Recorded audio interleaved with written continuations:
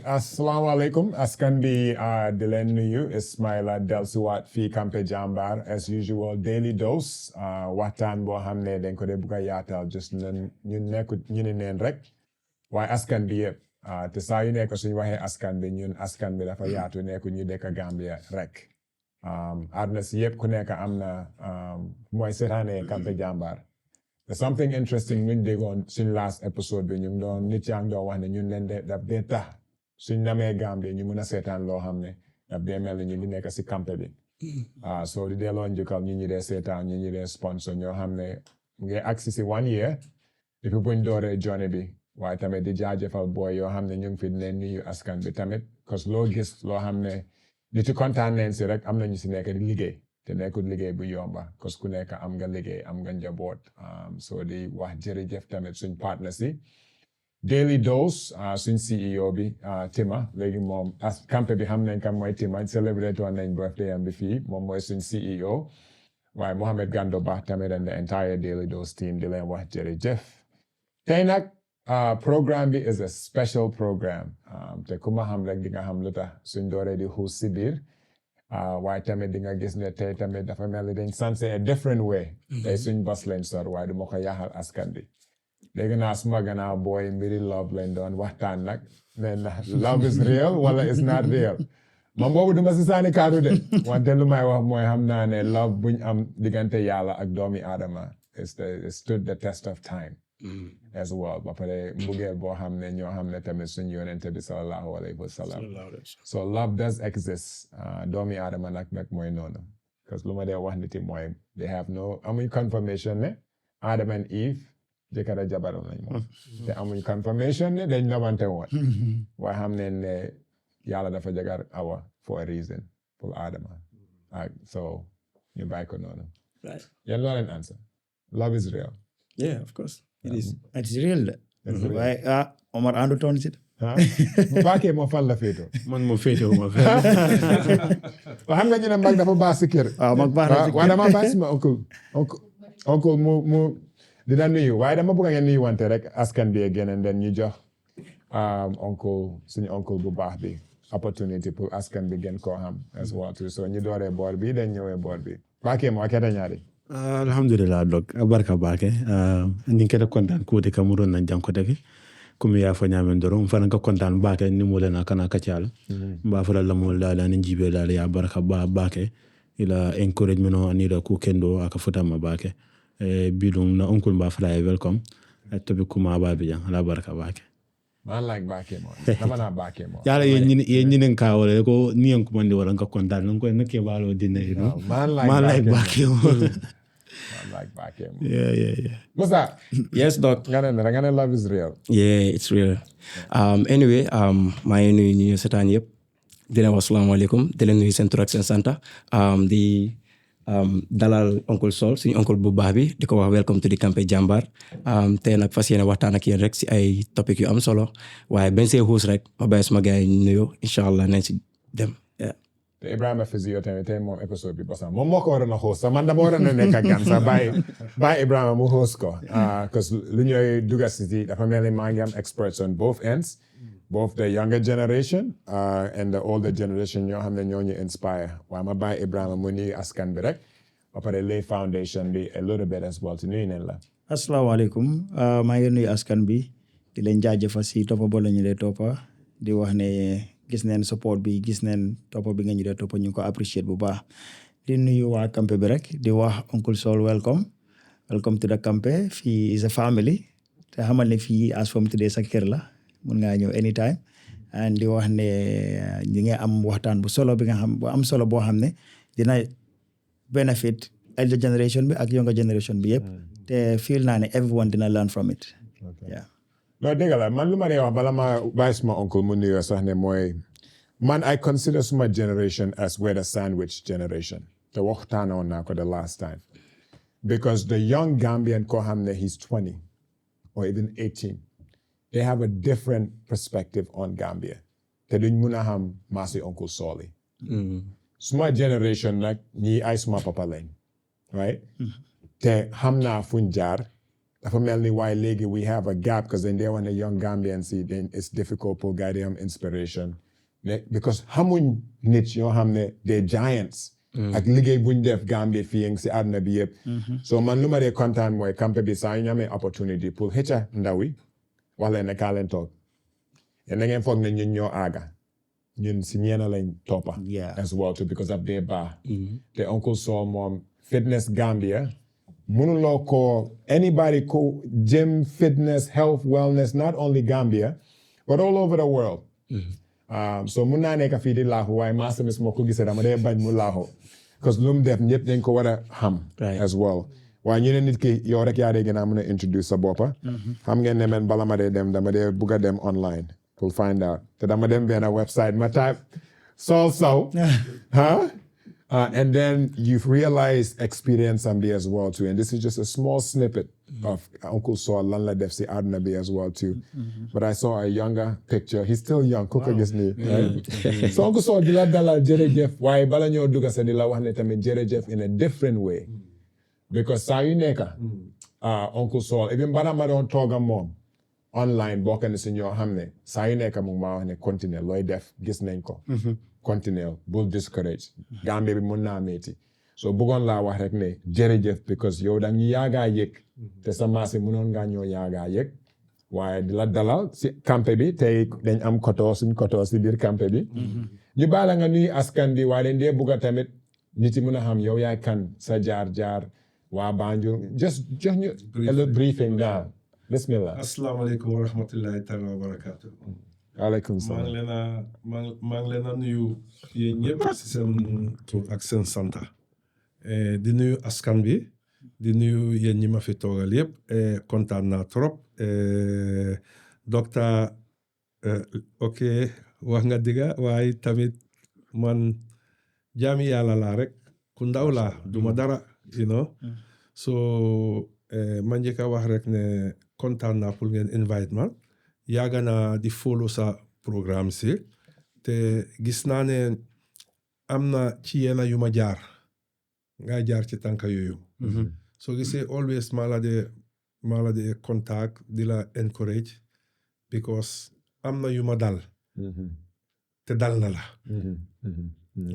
am na yenn bi ma ko yëgee am na benn dee dama jooy because dama ne dëgga ñun yenn yi ñun ñu ko teg waruñ ñu ko teg deserve nañ leneen waaye tamit nit ki fu yàlla ne foofu nga jaar rek siraat boobu foog nga jaar si mënuloo koo rëcca so kontaan naa ci yéen trop kontaan naa seen programme bi dama ko dee follow a lot dama dee ree because léegi dama dee enjoy this interaction di ngeen am in between you know si seen yenn programme yi dama dee toog di ko enjoy léegi su ma toogee guddi léegi dama dee job liggéey guddi te suñ demee ba patient si nelaw ci benn rehab center la de job extra you know dama dee toog waruma nelaw you know waaye seen programme bi ci yi ma dee keep alive la maa ko enjoy so ngeen xam loolu anyway man Saul laa tudda Saul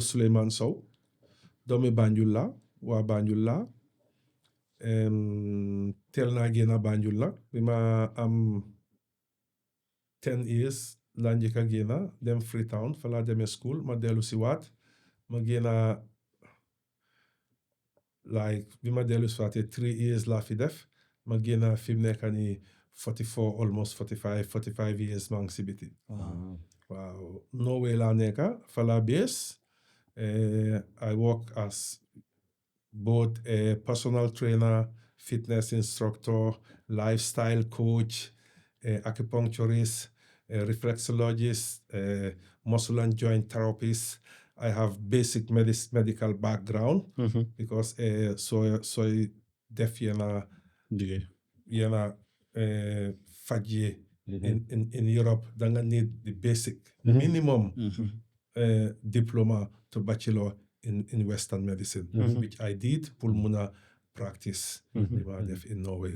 So I have like 40 years of experience in health and wellness industry bi. Mashallah. So lan la dugg si loolu were you an athlete boo nekkee Now, because you know, calling yàlla daf la dee oosi dara. waaw man depuis bi ma jëkkee fii nag bi ma nekkee xale ama bëggoon ñëw fi training. You know ñi nekk suma childhood friend just recently kenn a ngi ñëw si gym bi. mu xool ma rek ree. non boy ñu ngi fàttaliku bi ñoo neexal guddi.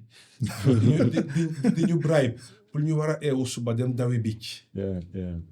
man yëfi training daf ma mus di neex rek. so waaye tamit fële tamit I think ne dama tase nit koo xam ne rek moom it mu ngi woon ci training bi mu guide ma into that field. So then I fell in love with fitness. Mashallah. Right, and you know, I did more research as well too in terms of just your body of work in the fitness space in Europe, Scandinavia. He's worked with some of the biggest brands, clients. Bugananga husi tutirek pulmuna waniti. How much work did you do in Norway and the area? Well, in Norway, I could say I am the first personal trainer in the history of Norway. Wow. Yeah, I brought personal training into Norway. I'm not sure if I'm the first male aerobics instructor, but I'm one of the very, very first male aerobics instructor in Scandinavia. So dama demoon fitness convention in Nashville, Tennessee. Okay. So foofu aerobics course within convention la demon, it was the idea, the International Dance Exercise Association. Okay. Under the American Council of Exercise. So foofu la demon, and you know, time halal, you know, mangi rasta, mangi laka Scandinavian language, you know. So then ma meet benna man bu ñu Douglas Brooks, professor la one in UCLA. Okay. You know, so I think the mom not understand that Rasta man ku Rasta di dox di laka Norwegian anda ay groupe tubaab, you know, mu bàyyi ma ben dem fi ma naan ko fi mu ñëw mu nuyu ma mu ne ma naka laa tudda ma wax ko fan laa jógee ma ne ko Gambian la waaye Norway la bés mu ne ma ok waa laaka boobu nga doon laaka so mu ne ma ci ban course nga dem ni ma wax ko fi ma dem then mu ne ma non ndax xam naa one-on-one at that time personal training was called one-on-one. Not personal training, you know. So ma ne ko no mu ne ma ok mu explainal ma xam na ne ma this is the future. So amee interest mun nga dive nga ñëw, you know, then noonu la wax sama partner bi ma ne ko yow demal ci aerobics lifin bi man ma dem ci ñoom seen course bi. So bi ma demee kan moo fa nekkoon the main instructor that day Arnold Schwarzenegger. Oh, wow. So commando. Ba xale xam nañ Arnold. yeah. Xale am nañ commando. Commando. Good session that day. Then ma decide ne xaaral ma jekkali daal. So I spent a whole week ak ñoom ci seen course boobu. So noonu la move from like aerobics towards more strength training. So in Norway, man ma suma ex-wife, you know, the fitness industry ñu ñoo ko door in Norway. Even the first private school pull fitness instructors ñu ñoo ko door in Norway. So loolu all the Gambians ñi fa dekk xam nañ loolu. Travel now worldwide, teach aerobic classes almost Africa sax laa ñëw less waaye United States, Europe, all over Asia area yëpp dem naa fa as a fitness instructor di fa teach. I was fortunate tamit even the king of Abu Dhabi, the Al Nahyan family. Wow. You know, yóbbu nañ ma pour ma liggéey ak seen benn doom, they even offered me a job. Why? Wow. Dama feel ne the way they treat Africans foofu man duma fa doon mun a job. Yeah, definitely. Yeah. Yàgg naa ci feel bi te I think that 40 years doing now. I'm kids, so I've been doing this for 40 years. man I'm 40. But sa whole life. ñu àggut 40 na. Xam nga loolu Sa whole life la ko def. xam nga loolu nekkul lu ndaw. Like and moo tax da nga xam ne doo dee musa xam loo xamut. Yeah. Right. te da nga war a always am humility de xam ne aagaaguloo. Yeah, you don't know much. Because Uncle Saul aaga na mastery almost 4 times at different levels te mu ngi laa wane ba léegi. mu ngi faj. waaye man obviously ku ma xam ne am suma life revolves around movement as medicine and moo tax man ak Ibrahima ñu ngi doon waxtaan because Uncle Saul has done more for healthcare. Man duma musa mun a jaay garab bu gën a am doole moom garab bu nekk di joxe for 40 years te su ma ko waxee nit yi dañ ma ne yow mbiri garab nga jànga yes am kon jànga bi 29 years su ma xamoon du ma doon dem 29 years xam nga dem ba àgga fena nga realize ne loo doon jànga yëpp answer bi feneen la nekka right but 40 years du lu ndaw and I think ñun dañ lay always encourage ndaw yi pour mun a xam ne da nga war a door your journey waaye boo musa foog ne àgga nga moo tax it's humbling so gisee ne yow yaa ngi wane yow under 40 but kii mu ngi la wane for 40 years he's dedicated his life to movement as medicine all over the world but he was born in the Gambia waa Banjul la suma yaay suma pa there's nobody that koy wax Saul Sowe and then the first thing they think is movement so meaning he's becomes synonymous with health and fitness then they want to sing they hamne from nekani as well too.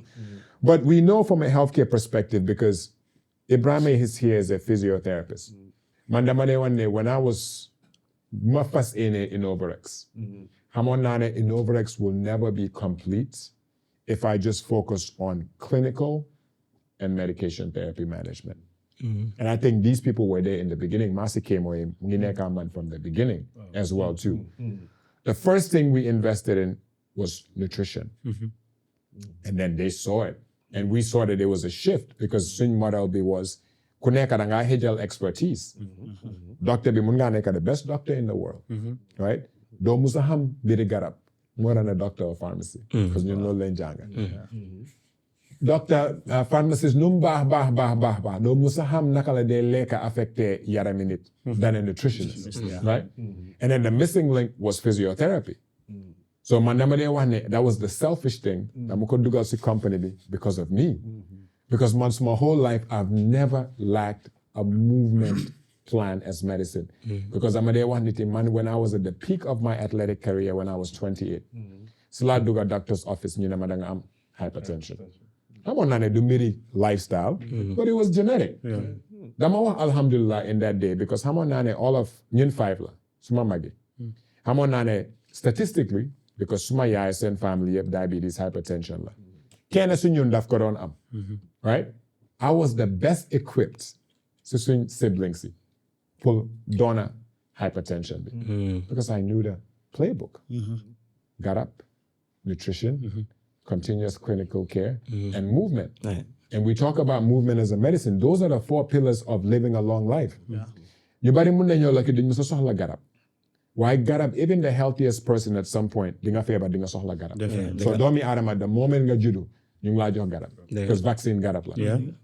Clinical care, foofu la chemo, num day ñëwé. Xam nañ ne coono bi yépp, how early do you seek care?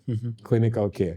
Why ñun because feebar yu mel ni malaria, after feebar yoo xam ne daal da nga yëg dara sa yaram bi, nga naan garab 2-3 days nga wér. dafa yaaxa suñu health system. Because ku nekk daf dee jël every condition. xalaatee ko ne tey dama yëg dara ma jël Quatem. dafa war a dem. ma wér. mu dem. mu bàyyi. doguma la yàlla bu la yàlla dog. waaye ñun ñëpp a dee naan garab every day. because lekka garab la. Hakan. So ñëpp a dee lekka. Hakan. So soo lekkee yaa ngi naan garab. Definitely. So dafa depend nag yow naka nga gisee. naka nga gisee garab. garab. waaye lekka si boppam garab la. garab ak poison. loolu laa bëggoon mun naa nekk garab bu baax. mun naa nekk garab bu. garab bu baax. And mom, he sees it because I think clinically, I think Bugana chemo nga like because chemo's trained as a nurse. Okay. But chemo tamid midwife la.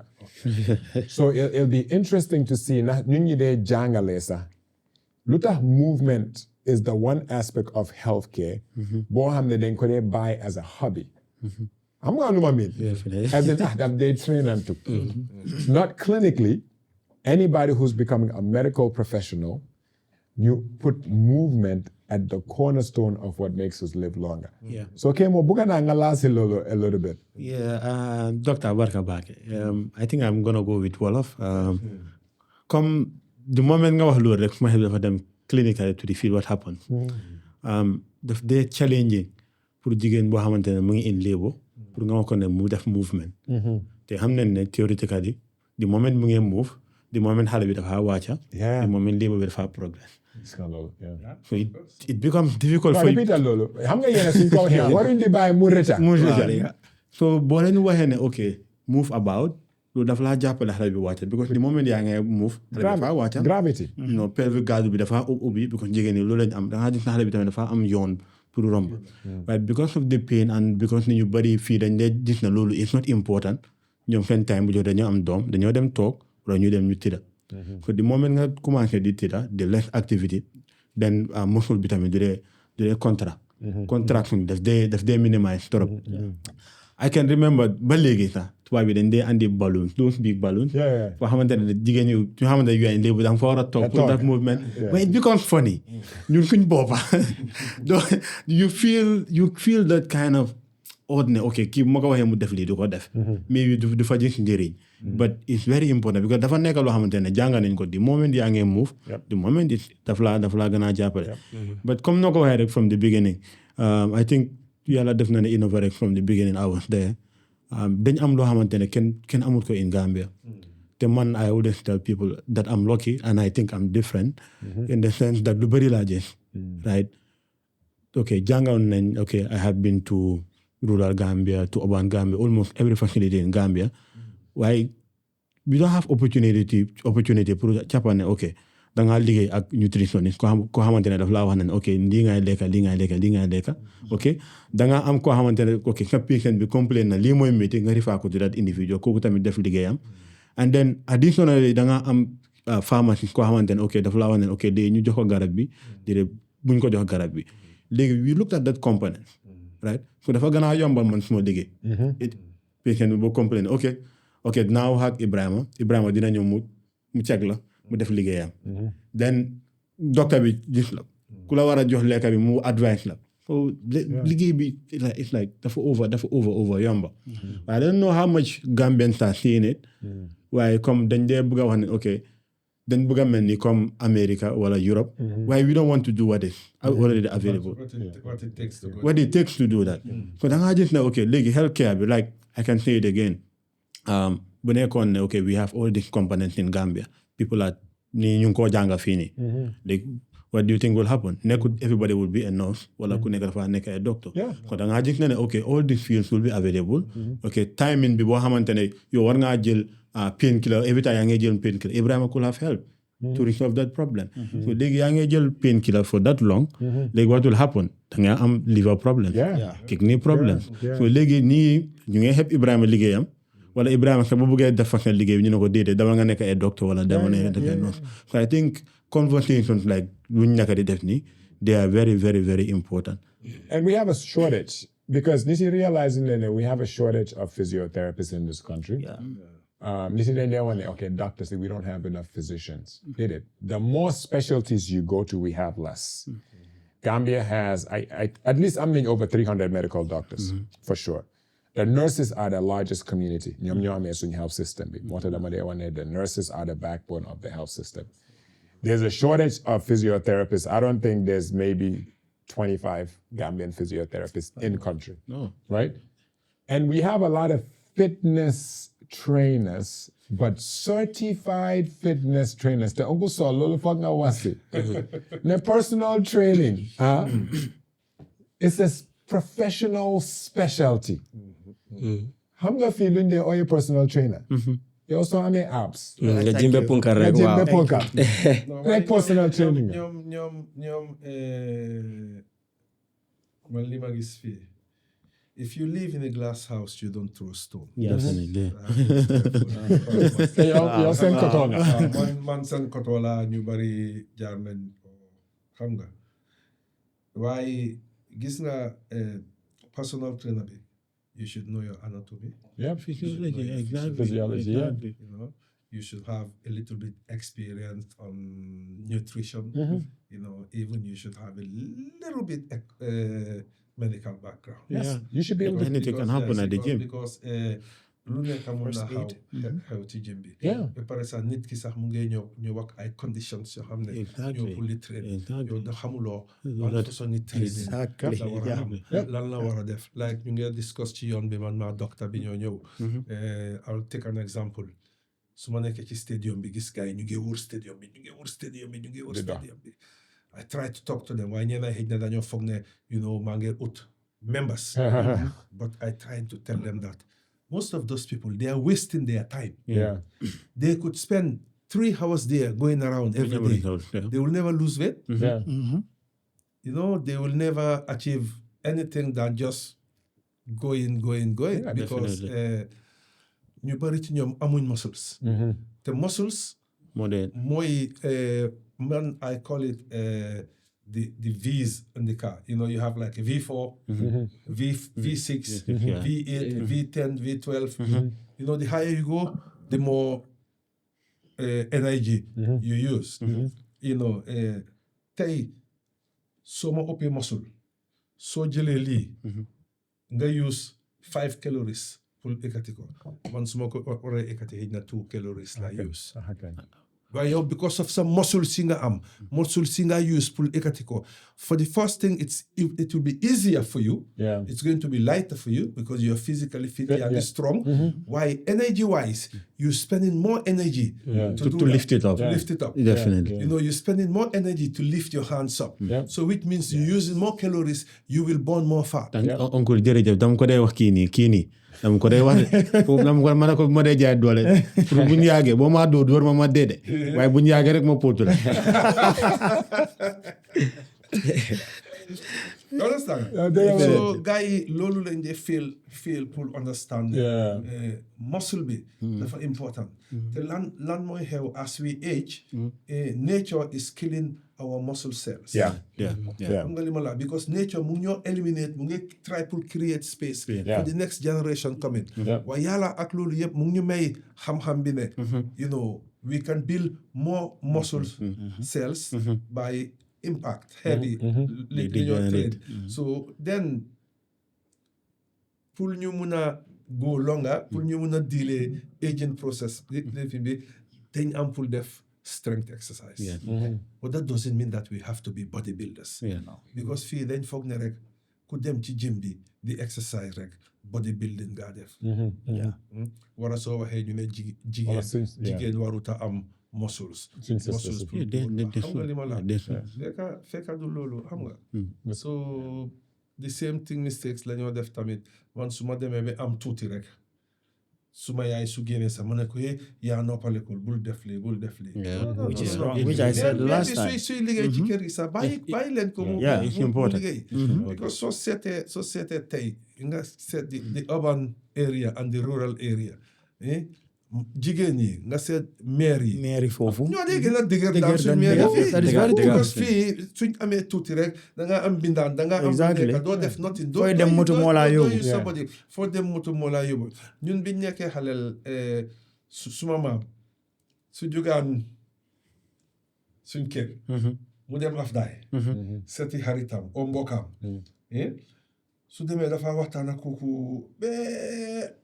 waxtu ñi bi jot kooku daf ko gunge waat ba moom fi mu dëkk déedéet duñ ci em de xam nga moom seeti na kooku gunge ko ba fi mu dëkk su kooku di delloo moom daf ko gunge ba ñu ko oyee gunge bukki ok gunge bukki so meri foofu la jógee gunge bukki so dangaa gis mer bu jógee Soja Town Lancaster ca kaw dem ba Higan ci kaw seeti freenam o famille mu nekk fa ba waxtu ñibi kooku daf ko gungewaat ba kiram moom it mooy kooku gungewaat ko na ba Dobson dan gaa yi tasaaroo ku nekk ñibi ñu ko boobu ñu ngi trade waaye léegi ñu ngi ci moto ñu ngi ci téléphone bi kenn du seeti kenn du move te jàmmalante boobu nag te Ibrahima bëgg naa nga ñëw because Ibrahima ñun lu ñuy waxtaan yëpp man dama dee wax ne gis nga Ibrahima métier because nit yi duñ dee def lu ñu war a def time saa at the moment bu ñu amee kàttan bi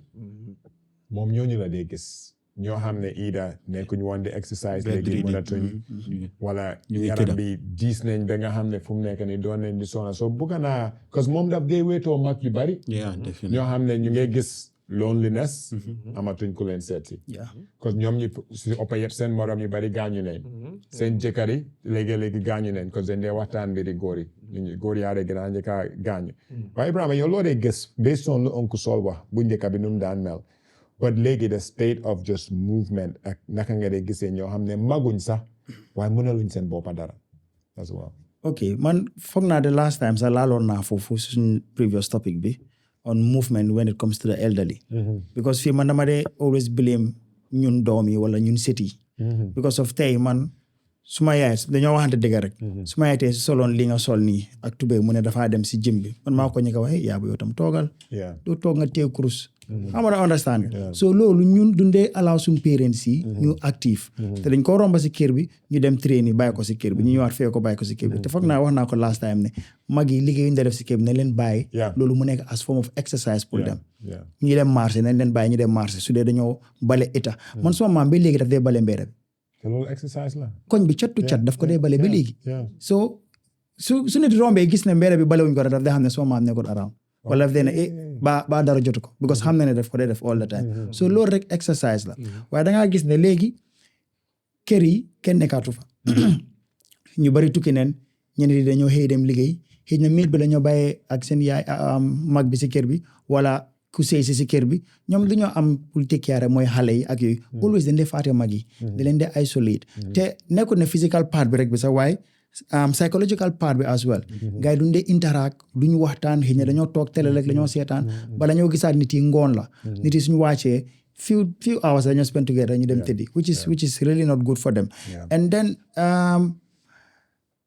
another thing mooy ñi nga xamante ne dañ am underlying condition comme diabetes wala hypertension wala arthritis ñooñu most of the time duñ leen dee consider movement as medicine as well comme docteur Badji lu mu dee wax treat condition yooyu noonu garab mooy laas lekka ak movement bi nga def gis nga ñi dee am stroke most of the time because of lack of movement la ñi am high cholesterol yi yëpp lack of movement la it is very rare nga gis ki nga xam ne daf day exercise mu ngi physically active mu am stroke mu daaneel ko mu tëdda mënut a move very rare nga gis loolu noonu waaye da ngaa gis ni ñi nga xam ne ñu ngi exercise all the time even sa sukur bi sax su exercise all the time yaa ngi born more it's very rare den mu daaneel la waaye dama dee wax ne always comme ñun young ones yi nañ involve mag yi nañ ci bokka because su fekkee ne nekkuñ di leen involve nekkuñ di leen push towards it then du mën a nekka loolu moom dëggal man na I used to take my mother as example suma yaay dem na ba mag suma ñëwaan dama ko isil tracksuit ñu dem suma yaay there was a time suñu wérgu yaram bi Aïda Diop daan def am na benn mère bu daan def sit-ups bi benn mère bu màgget bu daan def sit-ups bi suñu ubbi suñu wérgu yaram that's my mother dëgg la kay boobu yow xam nañ fu mu jógee dafa daan train moo am na benn pa bu ñu daan ooyee pa kii nii ba papillon pa alpha ba pa isitioma pa naka pa Cerno ba pa boobu tamit dem na ba ci étisam yi dafa ñëw ci gym bi dafa cycle you know you come to Europe you see people in the States you see people that are in their 90s 100 years ñu ngi dem ci gym bi ñu ngi train ñu ngi lifin waaye fii soo waxee rek ñu ne mag la man dama foog ne comme ñaaka waxtaan bi la nit ñi dañ dee ragal ne ok nit ñi dañ maa bilim di ma wax ne suma parent bi ma noppaluma ko ok man dama tukki wala maa ngi liggéey suma yaay warut a def dara bu nekkee rek nii fekk nañ ko mu ngi liggéey people blame me for that so dañaa def lu mu war a def na si kër bi du ko dee def I think loolu la nit ñi nekk di daw culture def even mentality bu am damaa takka jabar pour noppal yaayam bu fekkee ne sa yaayam mu ngi fóot mere na jabaram wala mere na whoever di compound waaw xam nga ñu ne léegi that's the sign of nit ku tekki wow it shouldn't be and it's very counterintuitive man lu ma dee wax mooy yow dem nga ba tekki meaning am nga access yàlla ubbil na la bunti wërsëg ba nga xam ne mun nga tax xaalis nekkut problem pour sa waajur yi. They have their basic necessities because suñ mère dañ dee teel a doylu anyways. Yeah, definitely. Why it's also a tragedy if over creating too much comfort yaa ngi leen di teel a rey tamit. Of course. Comme ñu ne ka ne waniti. Yeah. ñun even suñ diaspora sponsor yi suñ demee kër ñu gis ne waaw mère bi mu ngi comfortable ba nga xam ne ñu ngi koo jox lekka ba pare nekku di move yaa ngi koo rey in the form of dama bugga mère bi ndeewoo bu di jeex too much food in the morning too much food in the afternoon guddi nga reer ko pump ko so much sugar ba nga xam ne energy bu mu dee jël just pour mun a process lekka bi rek mu ngi koo feebar woo te dañ laa si fasting a little bit because xam naa mën a yow waxtaan nañ how fasting or lack of food is available but there's also a mental health component to it suñ mag yu bari are suffering from loneliness and depression Yeah.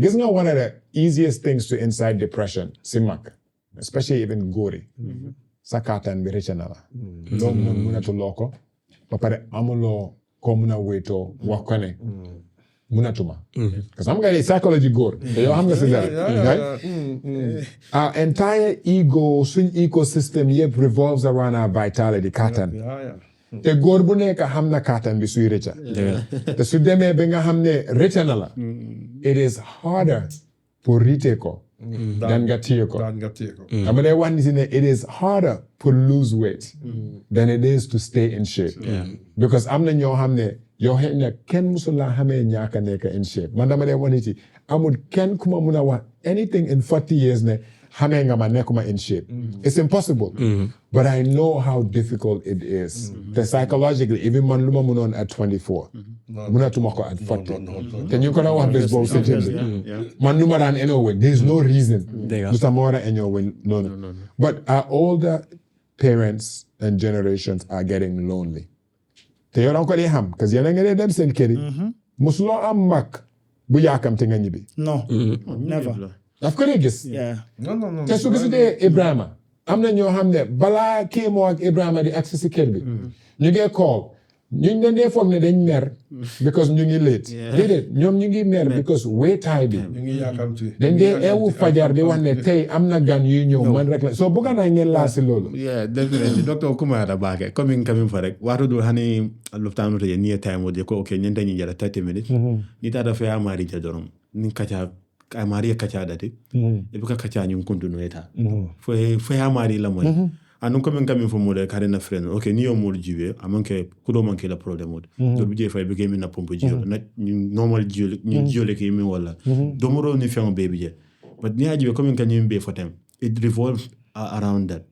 Moti jeni minka kacha mama bukake ku jama ke batan anu fulan jam minka na kuma da ke ba jama ka min complain wode kono ka ja anu ni muka move back e fana do moro fana muka move yep aka time da bru do moro e dai ja so ba jal ko gambe ke ba jama bi je ko complain ko mi kono ka to jaral all the time wala nan ko okay kacha ning okay ba fo ningir kan kacha jibe la anu fo ningir ita lekele wulu lal to boto nantal ka ning kenying kachalta ke for all the time. Nti amela kacha body I wouldn't problem with. But the moment more kacha, the moment more kenying cool long, the moment it gets better. So coming ko mi hat nan kan lead waro do jamu ka complain. Okay, aleta lanta na fanyal mo na 10 o'clock, al na 11 o'clock. Yeah, part of the problem kaka world. Because nita de modo la moy. Okay, akamimbe for if an ko ni okay, adingol kodo bebe bulef everything budget. But you can feel okay. Ye do ko be kala pareta but aba commencer de ke nyinen ka do je fon kan intentional abe dide kan na yim boro jibe ne bang harma mo nyo holal ma garab bi bala ma harama nyo ngo holal ma di so they kind of try to when Allah fongol tendile mi ala go fon kan okay nying ala after the non fa repeat so I think that is very important pour mol mi ala ko be da wudul al topoto kan pour e kana nyina wala anun ko min ka fa nyami ye wudulal bulat kodra ko ne mamma is very very important ko be man ke boroti ni mol na def slogan comme ya fo nyame ya long yellow le ka domoro digest exactly ni yellow man tarata man kanne domoro te digest so kono be aba continue domoro ta break down the movement to important coming from mole dora imaje momi alon ka tata borol wala findira tama data fo martito woni min balla den dula ken konko kany mal folo mot min tada yayo min because yedo domoro aba kot kan dan donc ya ne boro mi nan ko ka dida pray kono bay wala preta kamodo fana ni adi baka ke bala is a problem la ba dehydrate la so you don't want to give the medication first if the remedy la wala ko non ko jeka ate mon boro di ala fo so these things are important bari ba jadul ko complain okay na faale ne ko nyin kono jada kay mun to ala be nyin diar okay nka fene all the time ni nata na why not you try A, B, and C. Follow before you take a medication. Because time I'm okay. Time coming for them. Obuka tarafi so na kono ya baidu. Nyuma tara je bimba ma ko la time. Doctor mi for coming for it. Time jaro do nyimba gana kodi ala le adaba gana jawiya. Kanu fa ala ndelo bitano. Fa IV line no loe. Time fa try for no ka rehydrate ko take. Wala ko kono bayolo ni. So jaro do bol nyama. I think coming afa nyama rek ntelbi alon ne. From nyanta adetila dami wala man kumayaje okay mol mi yalan ko kam mamma promote sa man ke ko don kata jimoto but those people mi yalan ko kam mamma promote dagete yalan ni mo wala doctor na dia admit o mari nyanta mamma kala al badu bu nyanta mufla man nyanta dala dula kene all the time mo mi yalan ko ya operate la particularly now operation is plenty globally they are saying is increasing about 23% out of 100 so those people should be moving time mi na ye operate for dan mi yalan ko ibo kono do tala ko tege because kono la le la kuntu so sa nyimala bol ma ko la wala nyimala nyanto karandira ba kala nyamen to malonde definitely me I don't even now ni situation no jube abenyade wato tambita for example ni singo katita ni dada ike landi ibe lala 2 months 3 months ike kila bari ni botaje yemen dada woka fisia bari then other problem kana wore kita sign even heart patients 1 hour after operation they want you to move you have to move quickly operation, you have to move in the swimming pool to use your body so cool be falling kamne hopefully so tol fanale nyanta wo silo norma we have to move because tell me once again man if I believe in something in this stage of my life I evangelize it because even you am halis is a Hollywood baseball man do am be doctor atia niti hamne ni legi borom halisi movement moisten primary method of fitness is movement and nutrition not get up because in there one is in the health system ñun ak suñ janga bi yépp we treat symptoms not the root cause because yo by the time nit ki ñew gis ku sol white coat wala ku sol scrubs right yaa ngi ñew pour ñu topato lo xamne duñ mëna fix root cause bi because yàlla daf ñu binda in a way boo xam ne xamoon na ne movement garab la moo tax bu njëkk bi dang dee wëri pour lekka technology moo tax lekka gën a yomba sukur yomba bu njëkk bi mënuloo lekka lu am sukur te yeyuloo xam nga lu ma mit loolu laa dee wax ni te sukur loolu is interesting because xam nga société tey ñu ñoo wan ne dañu war a lekka 4 times ci day bi 5 times ci day bi 6 times ci day bi sax waxoon nañu ko even ñun xam nga as time go as ngay gën a maaga di gën a xam di gën a jànga you know there was a time man dama believe in 5 small meals a day is the best thing dama ko daan advice my patients waaye tey I believe in intermittent fasting, water fasting. You know, it's the best. 5x2 fasting. The alayhi wasalam suñu yonent bi moom la daan def 5x2 Monday ak Thursday. You know, dafa fast.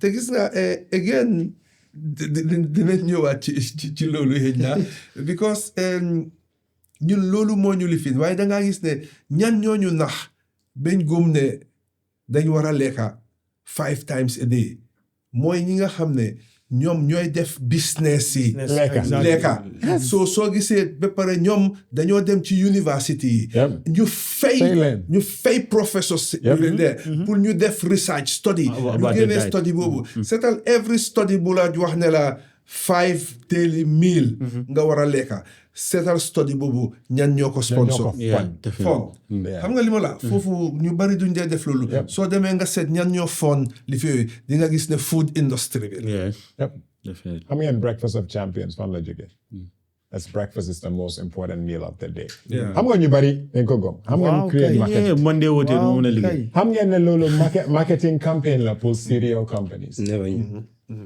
Because dañ bëggoon a jaay cereal. Yeah. Kan moo xam ne mënuloo lekk cereal ngoon.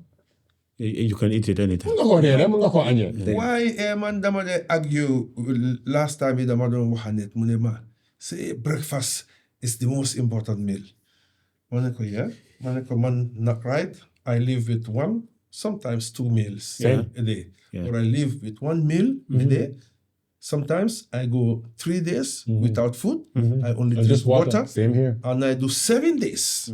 My maximum li ma defangul. Yeah. Xam nga 7 days te li tax sax mënuma romba 7th day bi dama dem ba 7th day bi ma am énergie boo xam ne xaw ma fi énergie bi jógee man kenn suma kër ma nekk di enu couch si di enu armoire yi non di move everything so ma def ko ba use énergie bi ma am yëpp dañ ma door di freeze Yeah. te man kenn nekkoon ci kër gi xam nga Yeah. so ma xaw a ragal so ma dem ci fridge bi maa ngi amee watermelon ma cook ko Yeah, that's good. jël watermelon bi ma yaaxa ma dog Nga dog sa or. ma dog suma or bi then ma dem di def research that Indian doctor bi ñu wax Dr. Pratt something Yep. you know is one of the biggest doctors in the States Yeah. Indian heart and kidney surgeon Yep. you know moom he treat people only with fasting That's it. water fasting fi mu nekk nii ñu nit ñi sax soo follow yenn nit ñaa ngi ko jox ne sax oytul sax balañ laa rey because dañu ragal ne It's killing the food industry. yeah mu ngay rey industry bi xam nga li ma la moom fasting laa use for everything xam nga so ma dem déglu ko lifin then ma understand ne man mistake bi ma def gis nga bi ma demee ba am that energy dama waroon a dem rek tëdda set on TV read a book déglu alxuraan wirda julli calm then da nga gis ne sum body bi energy boobu body bi daf ko doon use pour door di jël mu ngi doon all cells yi nga xam ne ñu ngi doon dee xam nga moom la doon use noonu moo tax ma bari ngelaw ba pare fat si suma body bi moom la doon use as energy ba pare energy boobu man instead of ma bàyyi ko pour body bi use ko pour regenerate cells yi nga xam ne ñu ngi gaañu man dama dem misuse ko Okay. So what's the longest mus nga or for that long? Yeah. But how longest? No, very short. Musuloo def 72-hour fast? No. 72. What's the longest? I did 24. 24. Wow. Just water? No, not even water. Just water. Just water. Because ideally it's a water fast. Yeah. We almost want to have more than No, that. one meal like dama day mën a def 1 meal. Musa? no def naa 1 meal So I do it constantly. When I did 24. meal. you know try and do water fasting you know try and every month so many I'm like 48 hours For 2 days. well, just not. for 2 days gis nga affaire yi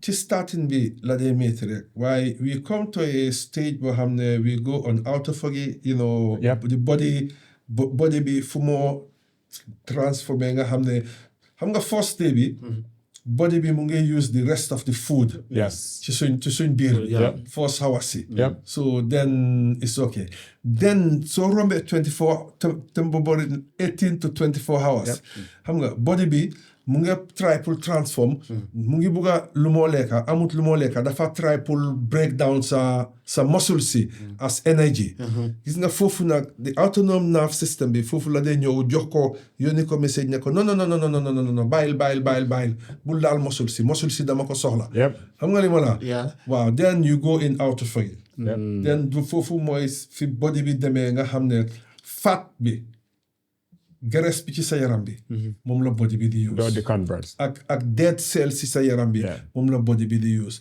moo tax ñu ne kii daf di use fasting pour cure cancer because cancer is a dead cell xam nga so dead cell boobu su autophagy bi demee ba identify ko dem daf koo jël tasaare ko def ko energy No, I think you are right. No, I'm trying to relate clinically. Of course. If they want to know how healthy you are, when you check up, Fasting. But xam nga lu may wax ni and he wanted Nobel Peace Prize for autophagy because it's autophagy as in yaa ngi lekka sa boppa That's what it translates to, meaning like autophagy. Yeah, autophagy. Phagy is eating. Aging, yeah. So mu ngi laa wan ne tamit moo tax even su nekkee sa immune system bi bés boobu rek suma jabar mu ngi maa wan ne yow doo dee feebar doo dee socc. Yeah. Ma ne ko because maa ngi fast. Every day minimum 18 hours. yaa ngi guloo tamit. maa ngi or.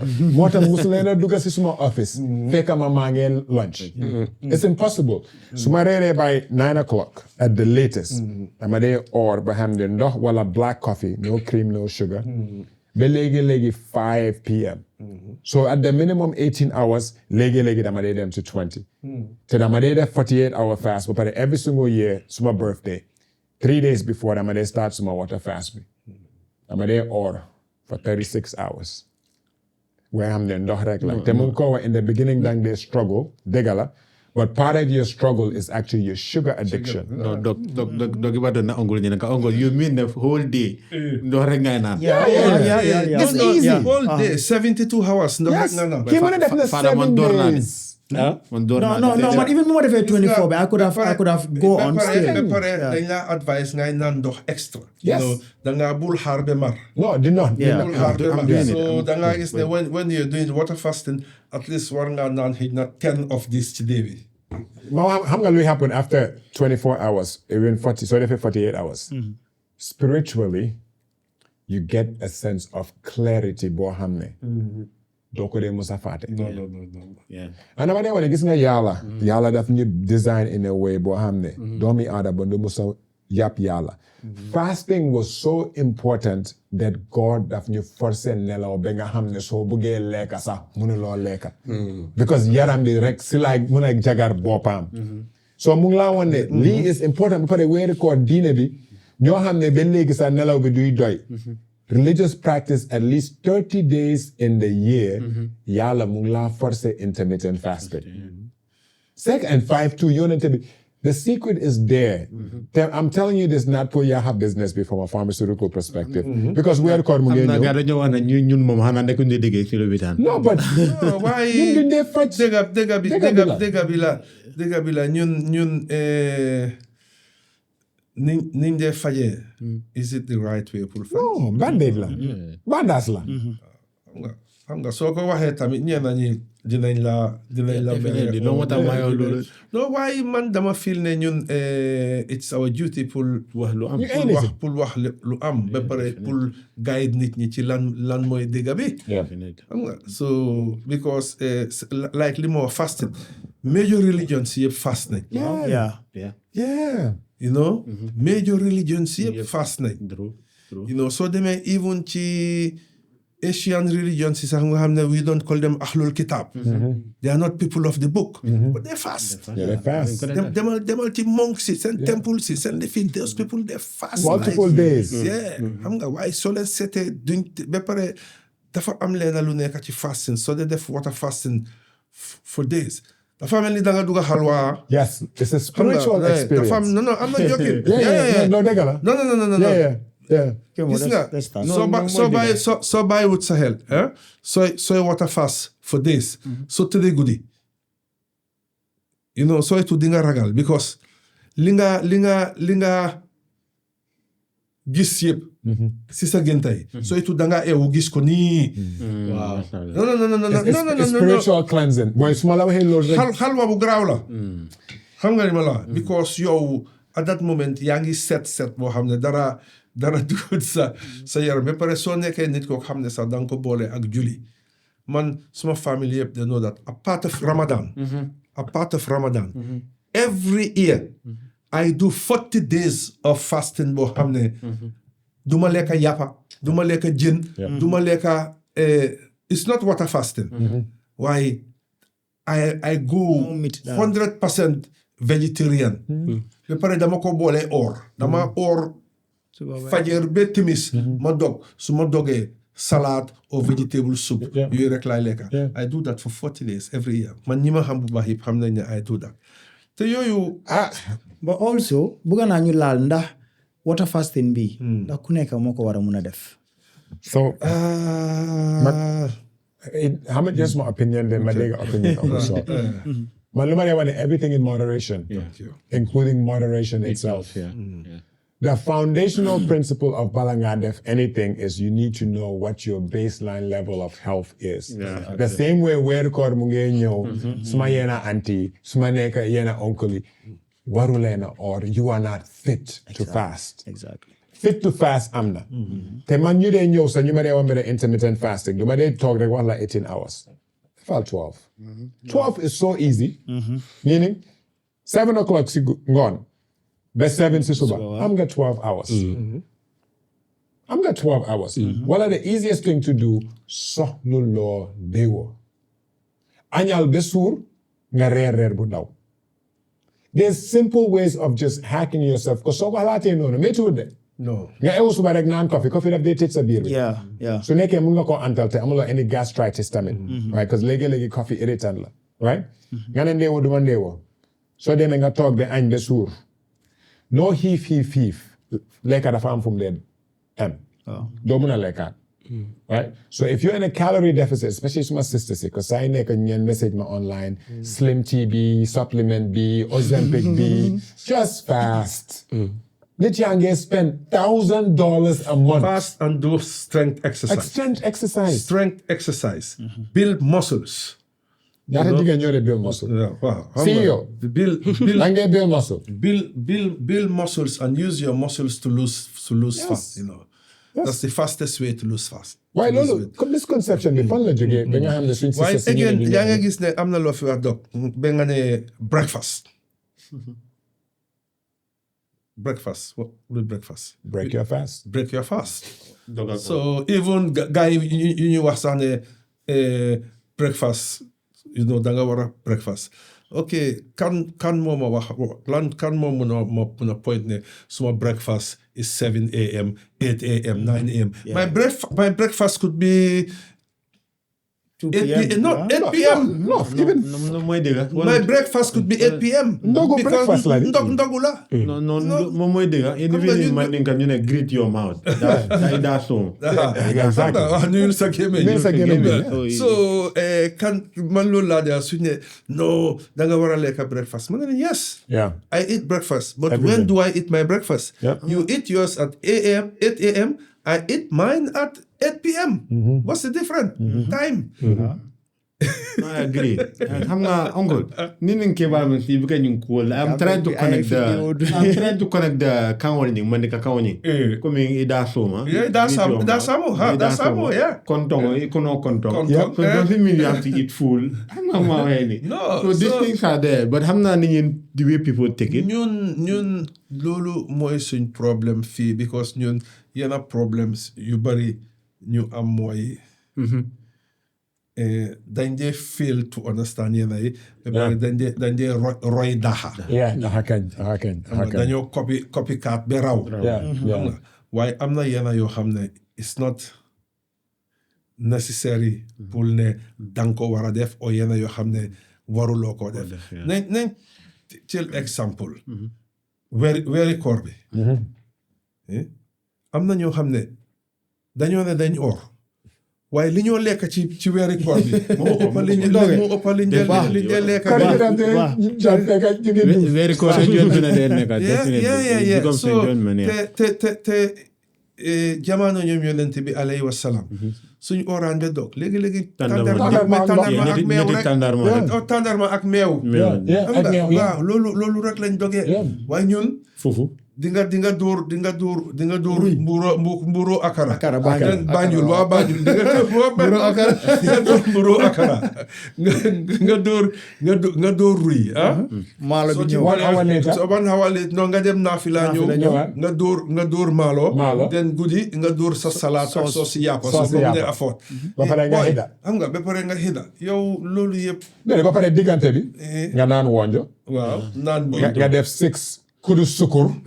sa kaasi ndogu bi. right bala ngaa tere tamit ñenn ñu xam ne ñu indi fruits. so yow ideally te ñu ngi doon measure body composition. sa yaram bi war naa woon a antal maybe 2000 calories. rek nga war di lekk pour maintain. yow diggante 7 p.m. ndogu. ba midnight. lekk nga 6000 calories. non dégg nga 6000 calories.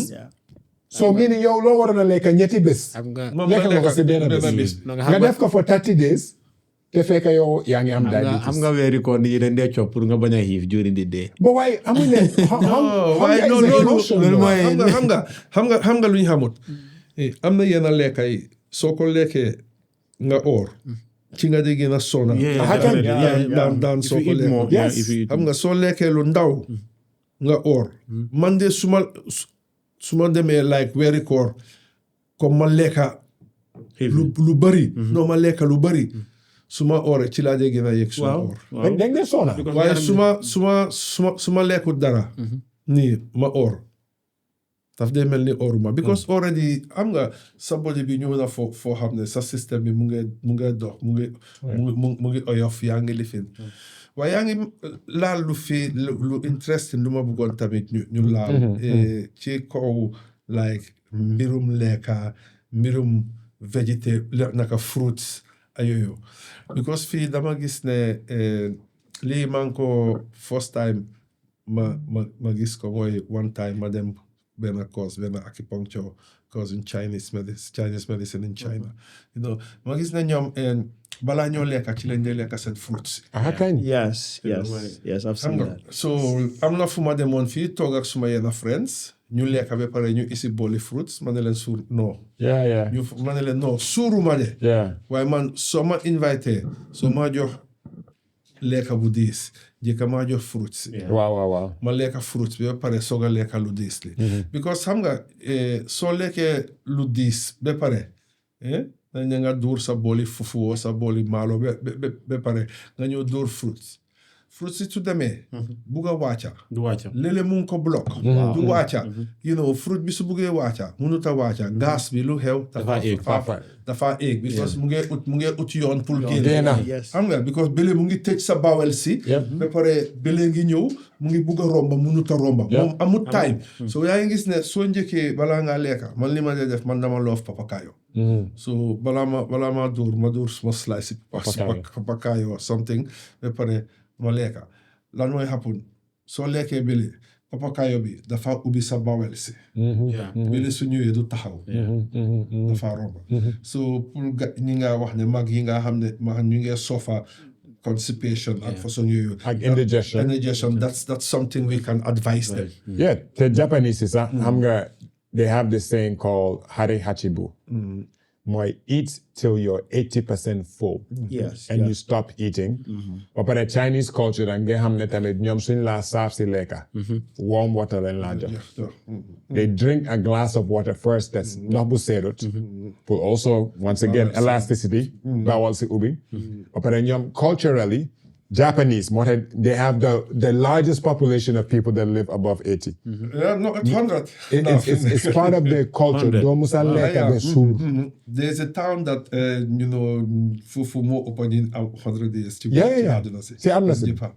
And there's a documentary, I think it's called Blue Ocean or something on, they talk about Japanese culture, meaning hara hachibu.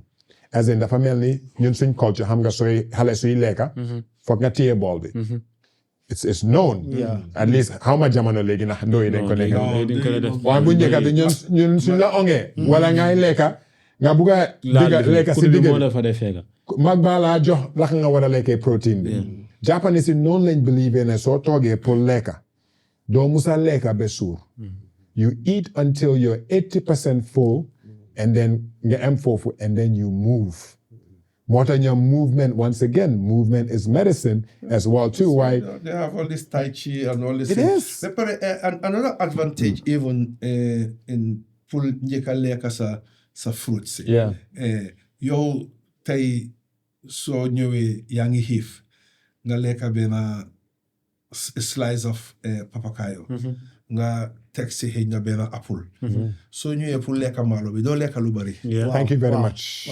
Because already door nga di fuur waaye soo ñëwee nga lekka maalo bi ba suur nga bugg a lekka bële da nga te foog nga bugg nga dooli ko si ne mooy sa dessert bi da nga yokka rek then you take in more calories so that's another way tamit pour gars yi bugg a lose weight xam nga before you have your dinner or your lunch the heavy food eat some fruit sauce then you eat less. It's something. So obviously, I've been talking so much, Uncle Saul, like Ibrahim Atamid. Because I feel like Swing Masi, even though there's so much knowledge out there in terms of adna bi fu mu nekk ñun xam nañ ne we have to also have the responsibility to bring it here jàngal askan bi in a way language boo xam ne mun nañ koo understand why all these concepts pour gars yi mun koo break down in a way that dañ ko process xam nga bu njëkk bi is very easy ñun luñ dee measure mooy lifespan life expectancy right dunda bu maaga taxut nga am dunda boo xam ne sonuloo healthcare fu mu nekk nii there's been a marriage or it needs to be a marriage between medicine and fitness because maa ngi wax fii ne there's always been a gap between gym culture and medical care. Yeah. Oh yeah. Gap boobu unless you close ko, right? We would never be a healthy nation. Because any nation that marries movement with medicine, you have health outcomes. Because it allows you to start measuring loo xam ne nit yu bari dañ war a xam health span moo gën a important than lifespan. Because mu ngi laa wane health span and there's so much research intermittent fasting, strength training, muscle workouts for elderly. Mu ngi laa wax ne health span measures the years that you live in good health. How do you describe in good health? Free of chronic disease. If you cannot be free, you could delay it. If you cannot delay it, you could manage it. Man dama dee wane nit ñëpp groupe boobu lañ bokka. Su nekk yow doonuloo ko, you could live free. Soo ko doonee, you could manage it. Or léegi if you are pre-diabetic or pre-hypertensive, clinically, luñ la dee prescribal, movement and nutrition. Yeah. Because how many for every medication. kilogram of weight that you lose, your blood pressure comes down. So insulin resistance goes down because ñu am kola yu rëy. Once again, Why again? So set a let's draw a diagram here. Okay, Holby, pompe la. Mooy pompe deret bi mu dem. Okay, tey Holby, suma Holby su waroon a pompe deret bi from fii ba fii. Xam nga dina ko antan. Waaye tey oo nañ ne mu pompe deret bi from fii ba fii. Dina ko antan. Waaye soo put on a weight. Xol bi dafa am pour pomper deret bi from fii ba fële. Yeah. So which means pumping capacity bi da nga am pour increase ko. yeah. Yeah. So moo tax Ba pare yoon bi xat. yoon bi xat. Xam nga like li ñu loolu Gambia fii loolu moo ñu dal ci ndox mi. Yeah. Because bu njëkk ba suñ tànk yi su daan joxe ndox problème yi ndox amutoon because nit ñi bari wuñ woon fiñ tasaaroo dika bariwut soo amee yaram tamit noonu laa mel so pa machine bi suy pompe buy xol bi suy pompe fi ma war a spread Dafa yomb. waaw su tuutee dafa yomba waaye su baree rek dafa métti That's perfect. then high blood pressure Yeah. ñëw la. You couldn't have explained it better. Don't want to, even when it comes to health span. Last episode, we were talking about body composition. Léegi nga xam ne machines yi am na mun nañoo measure some muscle mass bi. Especially suñ mag yi. And I think Ibrahima will speak to about ñun luñ nekk di xalaatee in terms of offering. Why functional movement. Mag yu bari lu leen dee rey léegi nekkut diabetes, nekkut hypertension, daanu la. Falls have a higher risk of causing death in the elderly. Daanu yax di dama. Yeah. Particularly waaye soo ko seetee sax ñenn ñu bari sax and when you have a weak heart nga daanu nga am stroke. Yeah. te stroke bi daanelu la de. accidentally da nga fakatalu o da nga lifin nga daanu. Wala nga génn si bathtub bi. shock bi nga am. mun na laa jox stroke bi. so fii moom suñ munoon a encourage suñ mag yi I don't know how loolu fu ñoo mun a dooree xam nga li ma la waaye dañ waroon a encourage maire yi paa yi ñu génn di train. Wax ma te nekkut training dox de. No. Strength training. Yeah. You know, man maa ngi amoon paa boo xam ne bi mu dooree training ak man he was like 88 or something. You know, by the time muy am 92 fu na 93 ci la dafa tëdda rek nelaw. You know, waaye dama laa woon ne moom ci boppam daf ko daan wax ne lim mun ci at yooyu bi moo balaa moo am 80 ba ñëw ci door training mënu ko. Mënu ko woon, yeah. And te léegi danga ko dee mën a nata. Yeah. And then when they mark grip strength, Yeah.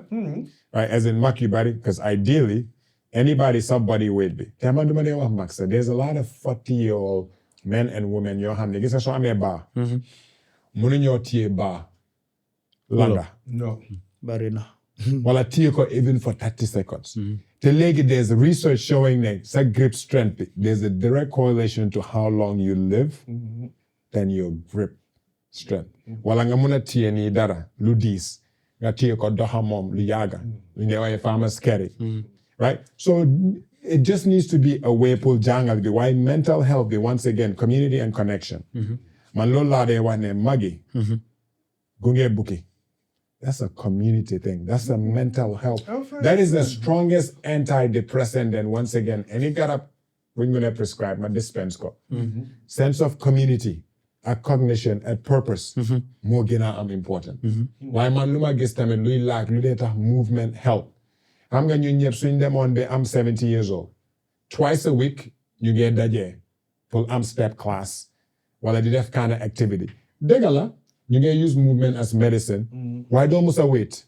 Yes. No. Because you have a sense of community as well. Yeah. And that's the part where Motayo, especially in terms of one-on-one for the fitness perspective, yangi just evolution in fitness industry, be, where they went from one-on-one and realized ne community building is just as important from a mental health perspective. Mota ngendegis man CrossFit has been what I've used because nyam musa yen train yen that is more about community. Meaning you're moving your body, it's healthy.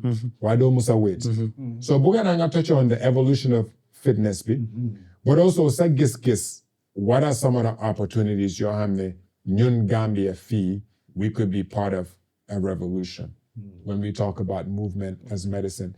Bugana nga lasi, Bugana Ibrahim Tamid lasi from a perspective of not rehab, but prehab. What do you do on a day-to-day basis? But also even came up, what's the role of the medical community to not see it as competition, but more a convergence? Because legi, ñun suñ healthcare professionals, they see so patients. Come ñun ñoo leen moom. When xamuñ ne, because xëy na ñu ngi ragal ne, ñëpp suñ jëlee yow sa fa say garab bi, man duma am customer. Yeah, it's part of it. Right? So then this is the question pull for in it, Why are they doctors? Why are they therapists? Why are they, is it only for money? Because job bi dafa war a nekk looy like, dafa war a nekk looy bugga, dafa war a nekk xam nga li ma la. So ñun tey man dama feel ne su ma amoon a patient boo xam ne ok ñëw na ci man train naa ko designal naa ko programme gis naa ne demut gis naa ne blood pressure bi wàññeeku wut gis train nañ use nañ nutrition wàññeeku wut then dinaa ko ne demal ci docteur mu jox mu prescribe another Fair enough. And ci suñu si man dama ko war a wax ne gis nga garab bi soo see boolewutee movement doo wér. Exactly. Man loolu laa dee wax nit yi. loolu la so xam nga li ma la so foog ñu I think that the problem bi ma gis in the Gambia here mooy we easily see people as competitors, living not as colleagues. When in Norway, man suma dee job ak doctors here living, I tell them, I'm doing supplementary medicine. Yep. I supplement to what you do. So moo tax man fii am na time before nga ñëw doc, so dama daan ñëw dama isi heart surgeons, dama isi chiropractors, physiotherapists, everything. yaa ngi wax ne lack of physiotherapists man bi maa ñëw ci lopitaan bi Samba rek a fa nekk. Banjo. Wow. yaa ngi ko doon wax the last time. Samba rek a fa nekk. Time doctor Gassama moo nekk moom ñoo nekkoon Libya together. Okay. Yeah. So te time boobu suñu ñëw dama isimale ay physiotherapie sa yëpp suñu ñëwee ñu amal na ay course because danga gis ne time boobu amuñ dara ma ngay fàttali ko one time ñu ñëw ci l'hôpital bi ñu ngi bugg ay lal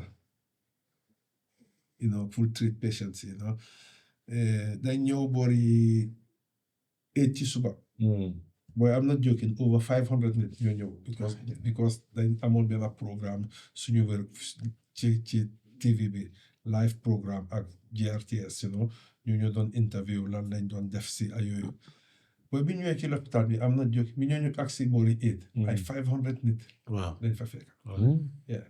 Ñun about was 2 chiropractors, 2 physiotherapists, 2 doctors. Doctors yi ñoom lañ doon dem Brown ak Dr. Gueye. So ñun nekk foofu so balaa Dr. Gueye di ñëw so ñu ngi confuse xamuñ li ñoo def. Den ma ne leen léegi am nga lu ñoo def dañu gaay utal ay toogu. Because maire yi ëpp ñu ñëw seen obi ma ne leen because fii kenn warut a dem fii te fajuñ la. So da ngay ne dañ jël about 50 toogu ransale ko maire yëpp toog ku ci nekk ñu ñëw jox la acupuncture nga toog. Wow. Xam nga then you move into noonu lañ mën a def. Mais waaye ñu bugg ay lal amuñ lal so heart surgeon bi mu ngi doon xaar pour kii nii ñëw Dr. Gueye mu yóoru ci gannaaw rek gis ay jóori lal mu dem fa. So mu ñëwaat mu ne ma Saul fii bagages yi yëpp ñi ñu ne amuñ lal wala ñu abal ma screwdriver. Imagine that guy the senior heart surgeon ci suñ main lopitaan bi Norway. mu jël screwdriver am dem di wekki lal yi di leen put together. Within an hour balaa docteur di ñëw pour mu demara waa ji isil nañu about 6-7 beds. mu ne seetal li mu lal yooyu noonu lañ ko doon sànnee noonu rek pour wala ñun ñoo doxalee fii waaye yaa ngi laajte lu interesting fitness industry bi dafa evolve a lot from ñun suñ time ba léegi dafa change a lot sakatuma when you come to man Scandinavian market bi ma xam léegi danga gis ne normal aerobics instructor ni sax you might need a university degree pour def ko time boo xam ne ñun dangaa dem 1 week 2 weeks course nga door certified then nga door living so mu ngi change it's like one of the fastest growing industry is the fitness industry, including both equipment, machines, job, gyms, nutrition included. So changes it's been very, very fast and very interesting. Man dinaa bëgg a laal si prehab aspect bi. Lu tax nga dugg si physiotherapy? I don't know we've ever heard the origin story. No. Okay, man, I got into it accidentally. Okay. Nekkutoon li nga xam ne lu ma bëggoon la def nag. Yeah, but I got into it and then I ended up falling in love with it. Ma dem ba realize ne, okay, this is what I'm meant to do. Because bu ma ko starté suma maam daf ma oo mu wax ma dara. Xam nga fii locally ku am si da nga dee bës. So suma maam moom dafa am si so normally daf daan bës suma maam bu jigéen daf daan bës ay foxoj ay yooyu locally daal. Léegi mu ne ma Ibrahima yow lii man teel naa koo gis yow because suma maam su amaan kuñ indi si kër bi moom maa ko daan assist maa ko dee dimbale comme that care dafa yaaga nekk si man but man realize ma loolu yëpp it was when she told me I tend to sit back ma recall loolu and I'm like oh okay so it kind of click.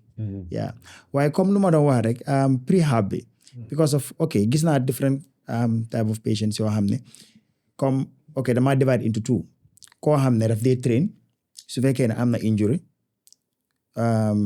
okay for example pain level am bi mu ngi 10 ku dee train su ñëwee for physio xëy na dina wàccatu 4 or 5 xam nga understand ngeen waaye ki nga xam ne du dee train at all so kële from 4 to 5 lay start ak moom rek just ma continue ak moom waaye ki nga xamante ne moom du dee train at all kooku from 0 la because of amul benn movement flexibility nekku fa so everything dafa difficult so moo tax prehab bi dafa important waru ñoo xaar ba am injury soo ga dem gis physiotherapist bi it's important nga dee am thérapie xam nga bu njëkk ba suma maam bu góor dafa jàppoon ne dem si spa pour ñu massage loolu luxury la ko jàppee Yeah, ñu bari yëfi dañuy gis tubaab yi yëfi waaye bu ma ko force de ma defaral ko mu ne tubaab moo xam lu baax that was when mu xam ne lii wër si faju la bokka yeah bu mu ko waxee I was even laughing waaw moo xam lu baax waaw si la xam ne lii I just want to add something. Kii kilifa bu mag la sëriñ bu mag la dafa ñëw Norway mu ngi sona ñu taalube mi ooma so ma dem with my portable massage bed fix ko toppatoo ko bi ma paree mu xool ma mu ne ma bilaay suñ maam yi te mag la de mu ne ma bilaay suñ maam yi ñoo yoon mu xat suñ maam yi xamuñ woon dara mu ne laa lii nii la neexee lii nii la bàyyee ci yarami mag yaa ngi gis because that was the first time mu experience loolu so the manipulation it's important moo tax fii dafa baax ñu dee def exercise comme suñu involve mag yi nga ñuy move dëgg la nag fii comme lu oncle Sol wax mag yi si ob bi ñoom ñoo gën a sawar because ñoom ñu ngay move all the time ñu ngay dem si àll bi góor yi ñu ngay dem uti mata jigéen ñi xam nga ñu ngay move but fii soo amee tuuti rek toog nga defatuloo benn movement and all that which is affecting exactly mu ngi leen a affect bu baax so moo tax man always su ma demee si këri patient si lu ma dee ñëkk a def mooy involve family bi wan leen ne ok bu leen ko dee defaral everything comme moom tamit na am tuuti responsibility bu moo def si kër bi am na benn kër bu ma daan dem maire bi daf daan dem marché di nduga so doom bi mu ñëw nag mu wax ma mu ne Ibrahima su ma mag la léegi rafetut man ak ni ma mel si dëkk bi su ma mii téye pañe di dem marché every day wax ko muy toog ma ne ko ok léegi su toogee si kër bi lan la dee def mu ne dara amal naa ko mi naan suma jabar mu ngi fa na toog ma ne ko ne yow soo da nga dee liggéey mu ne ma ne ko soo wàcc liggéey da nga dee ñëw strike mu ne ma dee dama dem si gym bi ren from the gym ma ñëw ma ne ko yow gis nga the importance of gym bu lu moo def si yow ma ne ko ndax loolu bëggal loo ko sa yaay mu toog mu ne musuma xalaatee foofu ma ne ko ne bàyyi ko muy dem so mu ne ma ne du ko stopaat because loolu rek la maire bi def as exercise boo dañ ko dee wax ne sax na shopping for a week mu ne déedéet moom lu fresh la dee bugga but ñoom ñu ngi xool ne maire bi bugguta noppalu déedéet moom mu ngi koo def because of mu ngi use those as movement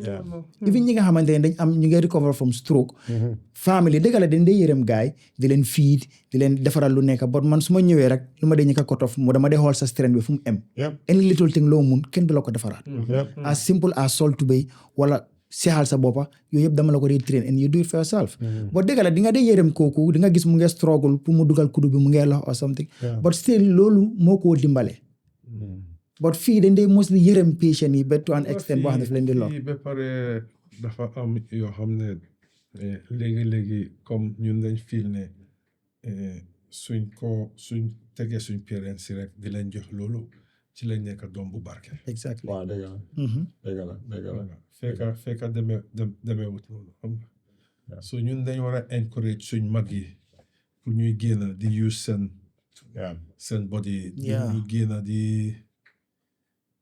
doxantu am like fii waroon nañoo am facilities yoo xam ne xëj na maire yi dina am fu ñoo dajee su dee 10 ba 11 la sax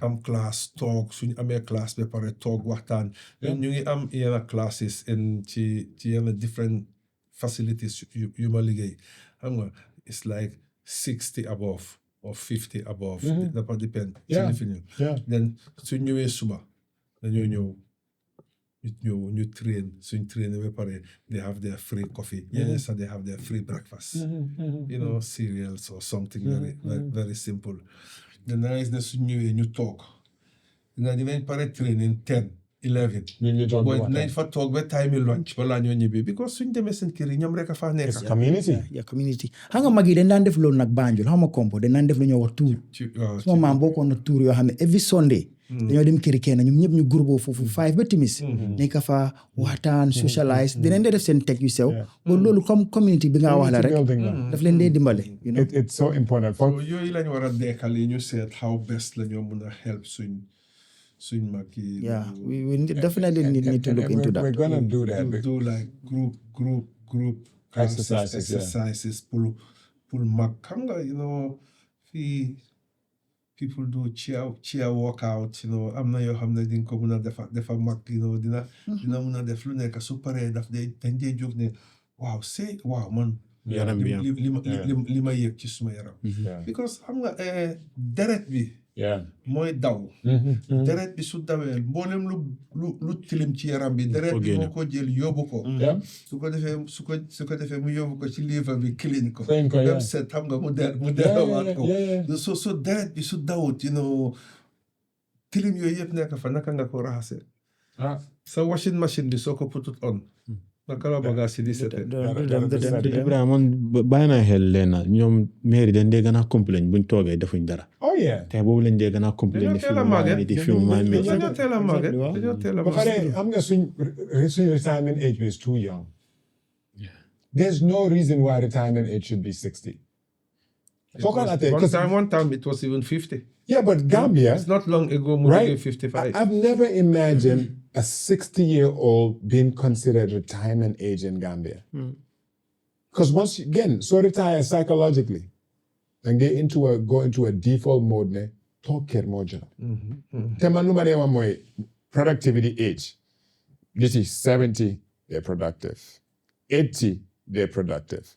So as a society that human beings are living longer, as a country, we didn't want to guess towards we'll find out the value of a 60-year-old in society or in the workforce, right? With their experience. With their experience. Dafa mel ni Uncle Saul dem ne I got 40 years of experience before them talk here. So ko defee yow halata yow every single day, so I'm on access to Uncle Saul in your career. Ak lum janga yep. I'm gonna as in us as young professionals, ba nga xam ne fu mu nekk nii te man dama dee wax ne maa ngi door si di call suma auntie ak suma uncle yi ñëpp movement as medicine su ma leen callee da ngeen di uyu because we have to combine the best of what is and package it in a way boo xam ne people mun nañ see gis seen bopp so part of this conversation I'm going to be very intentional pour wax ne lu ñooy waxtaan fii yëpp yes there's going to be a prescription ñun fu mu nekk nii soo ñëwee Innovarex Global Health I guarantee you pretty soon one of your prescriptions is going to be movement. The low watan nasik, the likes nyoham ne nyoma genaham movement from a collaborative perspective. So that is going to come. Luma bugon yuduga moy, Uncle Saul. Yes. Right? Afrospor. As you guys could see, today's episode is sponsored by Afrospor. Trademarking. Right? Yanakogis Manko Saul. Lee, if you don't see it, it says, we are Africans, not because we were born in Africa, but because Africa was born in us. Black Scorpions, Koham Gambia, I'm getting Black Scorpions. But I went online, did some research. My guess in the Paris Olympics, Gina Bass, one of the fastest women in the world. Guess in Kitsi. And I'm like, the amount of Gambians that are not paying attention to things that we own is mind-blowing. What am I going to say? My like boy, I'm getting Afrosport, right? Why come I didn't all time it? Lee Yala Mom Loko Dinka, because he brought it to life with his family as a Gambian brand, a global brand, as you could see, not only kits for the Gambia, Nairobi City Thunder, a professional basketball team. Linneka Diso. Afrospor. Volleyball champion, Afrospor. Why it's really like on a bugaduga, but I'm going to know a story of Afrospor. Lee, inshallah, very soon, Solendi Satan, Gambia national team. Lee for buga? Afrospor. You know why? Untapped economic power. Yen ham ngeen ne kuma ham man duma dee waxtaan te duma dee waxee ne ñun as nit ku ñuul, ñun as black people, then they may lu ñu yàlla jox. 2018, so I remember Nike had the contract for Nigeria, Senvesi, the one that says Niger. Best buñ ko doon launch, there were 3 million pre-orders of the 2018 Nigeria jersey. They sold it at $90 each. Within minutes, Nike made $270 million in sale. Silo hamne, ñoko mom. So the moment I saw Afrospor, sila ma wax naa ko ko ku ma xam ne man Nike rek. Why it's impossible léegi ma gis Afrospor, gis Nike, it's all Nike. Of course. Right? Yeah. But it's such a sense of pride. Why tamit xam naa ne yow balaa Afrospor di ñëw si sa family. Amul loo gisut in the apparel. So what is the story of Afrospor? Because man pour man, this is the most hidden Gambian brand in the world. As much as we love sport, boy Gambia bu nekka solkati vest la. Te ñu ngi am Afrospor. We don't know. Ba pare suñ own Scorpions si all our teams ñu ngi sol beneen brand. Well, Afrospor mem dore actually man going back to my career from 1987 up till like 3 years ago, man musuma jinda apparel. I've been sponsored. Oh, wow. I've been that fortunate. Okay. Yeah. 1987, the Elegia ñëwee. Sen number one sponsor mainly for me, my one Michael Jackson. Yeah. Everybody could remember that. Yeah. So guy choose deka bu nekk ku ñoo sponsor. In Norway, it was me and my wife. Oh, wow. Wow. And That's in 1987. How old were you? I'm 2 years. Yeah. So, guy flying you from Norway to LA. Pour sign everything. Def lu nekk xam nga. So, then ma nekk ñoom for some years, it didn't Elegia nekkut a success. Then Reebok jump in. Door di ma sponsor. Yeah, Reebok was top. Yeah, Reebok sponsor ma for many years because they were like top in the aerobics industry. Yeah. You know, Reebok step, Reebok, everything was Reebok, you know. Then I used Reebok for some years. Then ASICS came in and gave me a better offer. So I was sponsored by ASIC for about 3 years, but we are good. Then Puma came, very hot. You know, Puma came with an offer, like the mafia will tell you, we give you an offer you cannot say no to. So my first offer with Puma, they give me a container full of football boots. Wow. For free. Wow. Yes, ma isiko Gambia fee. Teko naka Serekunda West field bi. Yeah. Me container bi bem fess ak football boots. Me ko xalé. Me ko school si, me ko club si. Boban year la? That was 2002. I can remember am na year boo xamante ne ñu ngi nekkoon ay xale. ñu dañ doon play Latrikunda primary. I can remember façon yooyu amoon nañ. And then dañu doon jox jaasi boo xamante ne that green and black. I forgot the brand actually. Gifts. By time boobu dañ dee mën a am loolu noonu free. No, that was my company. maa ngi amee boobu ba léegi at home. No way. I still keep it. Boobu laa score team winning goal. I still have it. It's 20 years now. Then I was with Puma for many, many years. Then after Nike came in. Yeah, I can remember those days. Nike came in. I went for Nike because of Suma Jarbat was the sponsor director of Nike. Responsible pour sponsor Norwegian national team be, Hollandese national team be, all top clubs use Nike in Norway. You couldn't say no. Yeah, so then my jump over with them until bima put it down the film nekk dama taichi the teach aerobics like you ma concentrate more into treatment and more of one-on-one things you might have, so then one time dama dem ma jinda deodorant. Ay carton ni deodorant yu ma doon jënd pour yónnee si ko fii benn football club ak ay balls.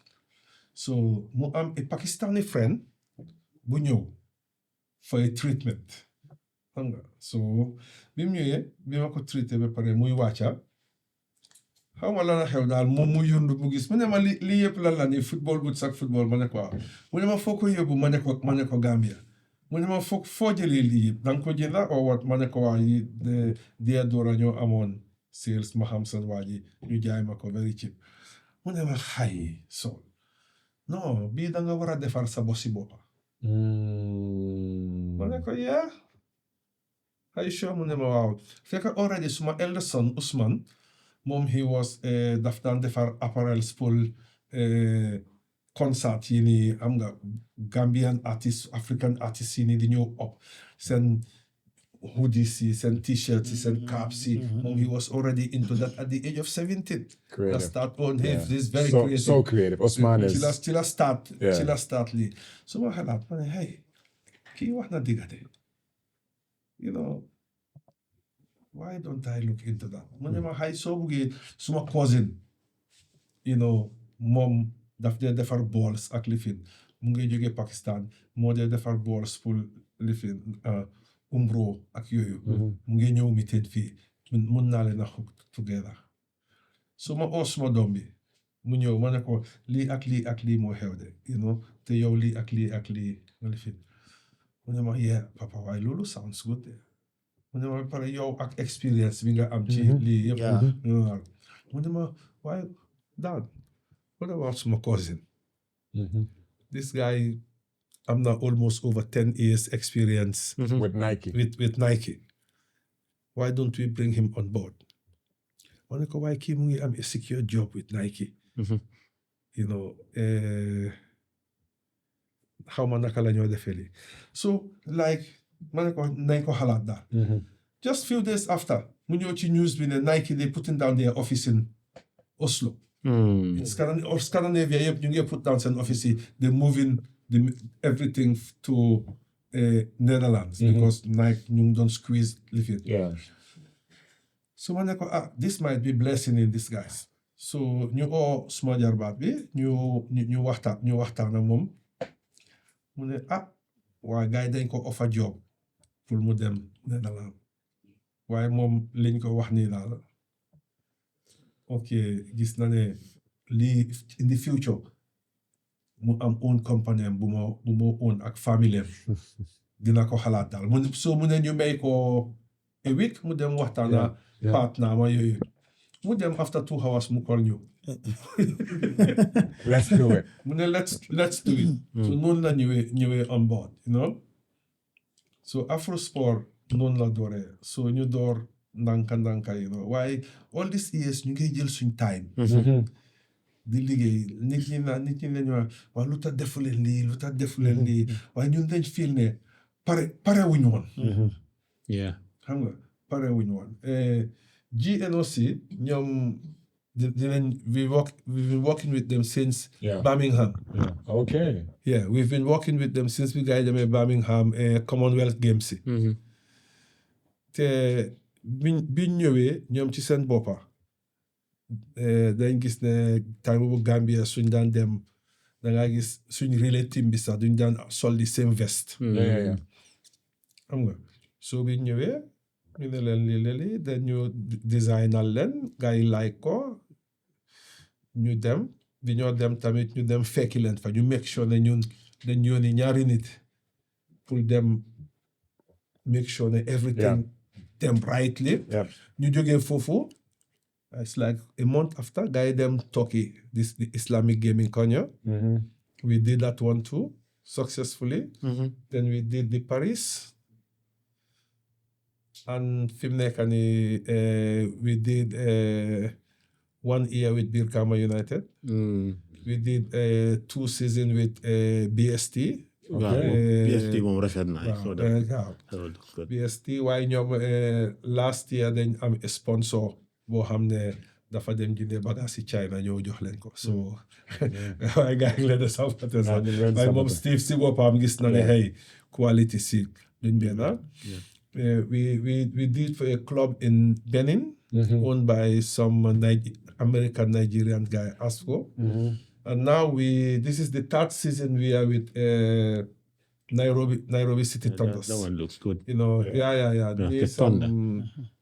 Te li yëpp suma doom bee leen design. Yeah, it looks good. So, and then waaye but suma jarbaat bi Kelefa bi moo ñëw dafa isiwaale one of the best Norwegian designers koo xam ne he was among the top Nike designers.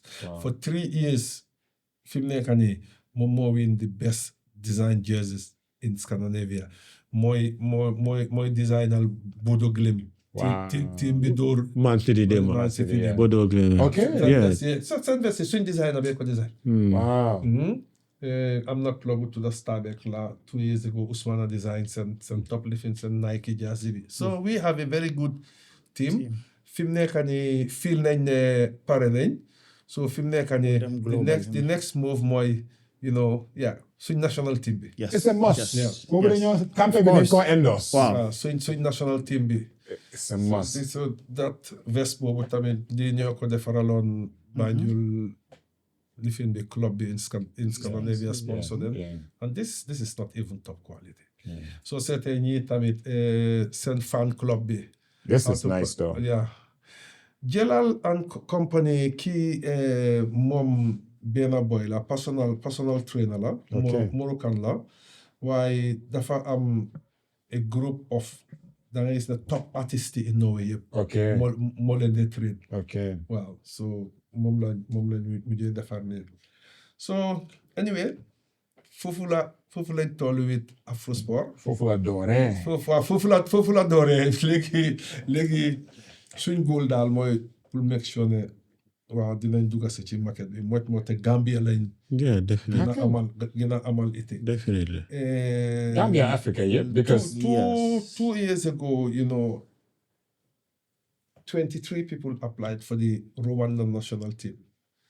Ñun ñaar rek ñoo ci desoon. Ngay jox ko Italian company. yeah, But there was a reason ñu jox leen. of course. That was perfect. Man daal lu ma mooy 23 companies. Yeah, you did well. When? and in the top two way. Up the top 2, final 2. Ngay jox ko Italian company. xam nga sa brother bi suma tooma bi fi ñëwoon last time am na lu mu wax lu important. It's high time ñu use our own as Africa. Absolutely. gis nga bu mu waxee ne AFCON bi mu ngi nii play yëpp brand yi outsider lañ nekk di use. That really touched me xam nga. I felt it ma xoolaat ko ma ne lu mu wax dëgg la. But it's so sad na ñun using dara li nga xam ne is African. te ñu ne African la waroon nañoo jaay suñu own brand there. No, and the thing is, bu njëkk bi excuse bu ñu daan joxe sax ne mooy amuñ quality bi. Xam nga lu I mean? It's like no brand bi X, Y, and Z. Listen, Africa fu mu nekk nii. Any product boo create, Africans decide ne suñ boss la. Dañ say tohu. A lot of big giant companies will go under.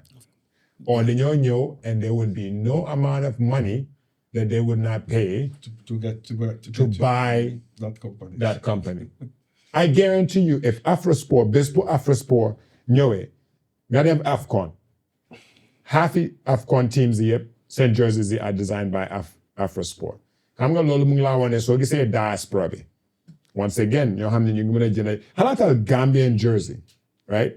Boo xam ne is Afrospor. Gambia makes it to AFCON, right? The amount of jerseys bu mun a circulate boo xam ne Gambians ñooy jënd seen own jerseys boo xam ne it's a Gambian company. Loolu rek lu mooy def from an economic perspective and a pride perspective, it changes things. Nike, $270 million in few minutes on the back of Nigerians. Xalaatal loolu rek for a second. Nike, ever since that happened, it's changed their perspective. Moo tax gis nga AFCON bi, Nigerian players yi, Nike si kaw ba si suuf. Because they outsold every single soccer jersey Nike has ever produced and released, including all the top clubs in Europe. They have never sold more jerseys in one day than 2018. It changed the landscape forever. Xalaatal loolu su nekkoon an African company. Right? So it's our responsibility. No, why I think Te dafa am. No, dafa am ba pare. Dafa am ba pare. Yes. Dafa am ba pare because jamono boobu nga xam ne African bi dafa bàyyi lu nekk rek xam nga duñ ko def o soo define dara sax ñu ne baaxut because of African. moo tax ñun ñu ne Afrospor it's made for the African climate, but it's with Scandinavian quality. What is not good for Scandinavia is not good for Gambia. Yes. I love that. You know why I love that? I've been telling people that about Exactly, medications medication. for the longest. What is good for them should be what's good for us. If it's not good for them, it should not be good for us.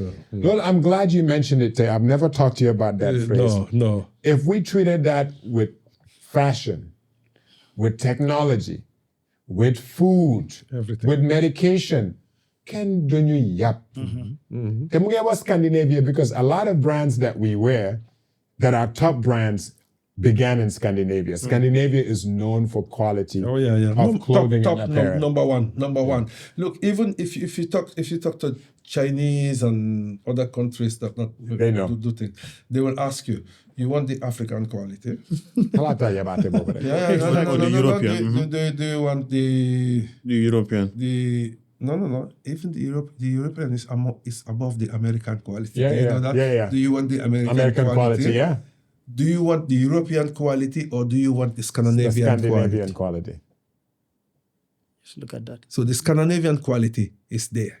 Sen ñu ñoo nekk si suuf. So ñun nag foofu la ñoo mention suñ bopp. Yep. And So we will only do Scandinavian quality. and it's showing. It's a no-brainer. Mangi solely, even the hoodie, it has like velvet in the It has inside. velvet Texture inside. The texture, It's be, nice. the quality of it as well too. For, anyways, man. But how can we change that narrative? Comme naka la ñoo enlightening nit ñi on bañ gis na okay lii suñ boss la lii dafa am quality. Because xam naa ne comme nuñ ko waxee nii rek people will say okay lii Gambia la jógee amul quality. Xëy na if they are going to put it on dañ ko def in comme dañ la xam moo tax they are doing it. And then after that. But xam nga Gambia bi lu mu war a understand. Li Gambia la jógee ak si xeli Gambian la jógee dafa ute. Because it's high time you mën a realize ne companies like Nike ñu ngi fay xeli Gambian pour liggéey something for them. Dafa mel ni yow fu mu nekk nii you medical profession, your lawman, if you went to any facility in the world, you would be one of the best midwives that they have. You're not a Gambian product from a quality perspective. You're a Gambian mind where the rest of the world, key royal families are calling him for his knowledge. How many or Gambian product? Yeah. They value the Gambian mind. Then you Gambians, then we need to transition from consumption to creation. Creation to containment, as in, bu generic, jagaral, gajai, mudesfi, right? Because what we have to realize, and we were talking about economic creation, right? 20 years from now, even if the plant is, let's say, in Pakistan, right? And it moves to Gambia, how many jobs did Afrospor create? Yeah. Plenty. The only pathway there is anything that is Gambian, we start wearing. Man, that's why I wear Jufre, that's why I wear Afrospor, that's why I wear Brima, that's why I wear Kunta Kinte. Any Gambian brand from Nekani that is ours, Suma Halis, Dumako Nike, when there's an Afrospor. I'm going to know that's a choice. Yeah. Right? Yeah. That's the way. And influencers, as in UNIP, we have influence. We give our influence away for free. And I think our athletes are most influential people, then they may send influence. To people in your home, they really don't care about us at the end of the day. Yeah. They really don't. So kemo what time below la we ngora e askande po mona hamne. They ngora do di hame luba lo hamne sunyun la joge. That's one. Yes. Buñ ko yap. Nike $90.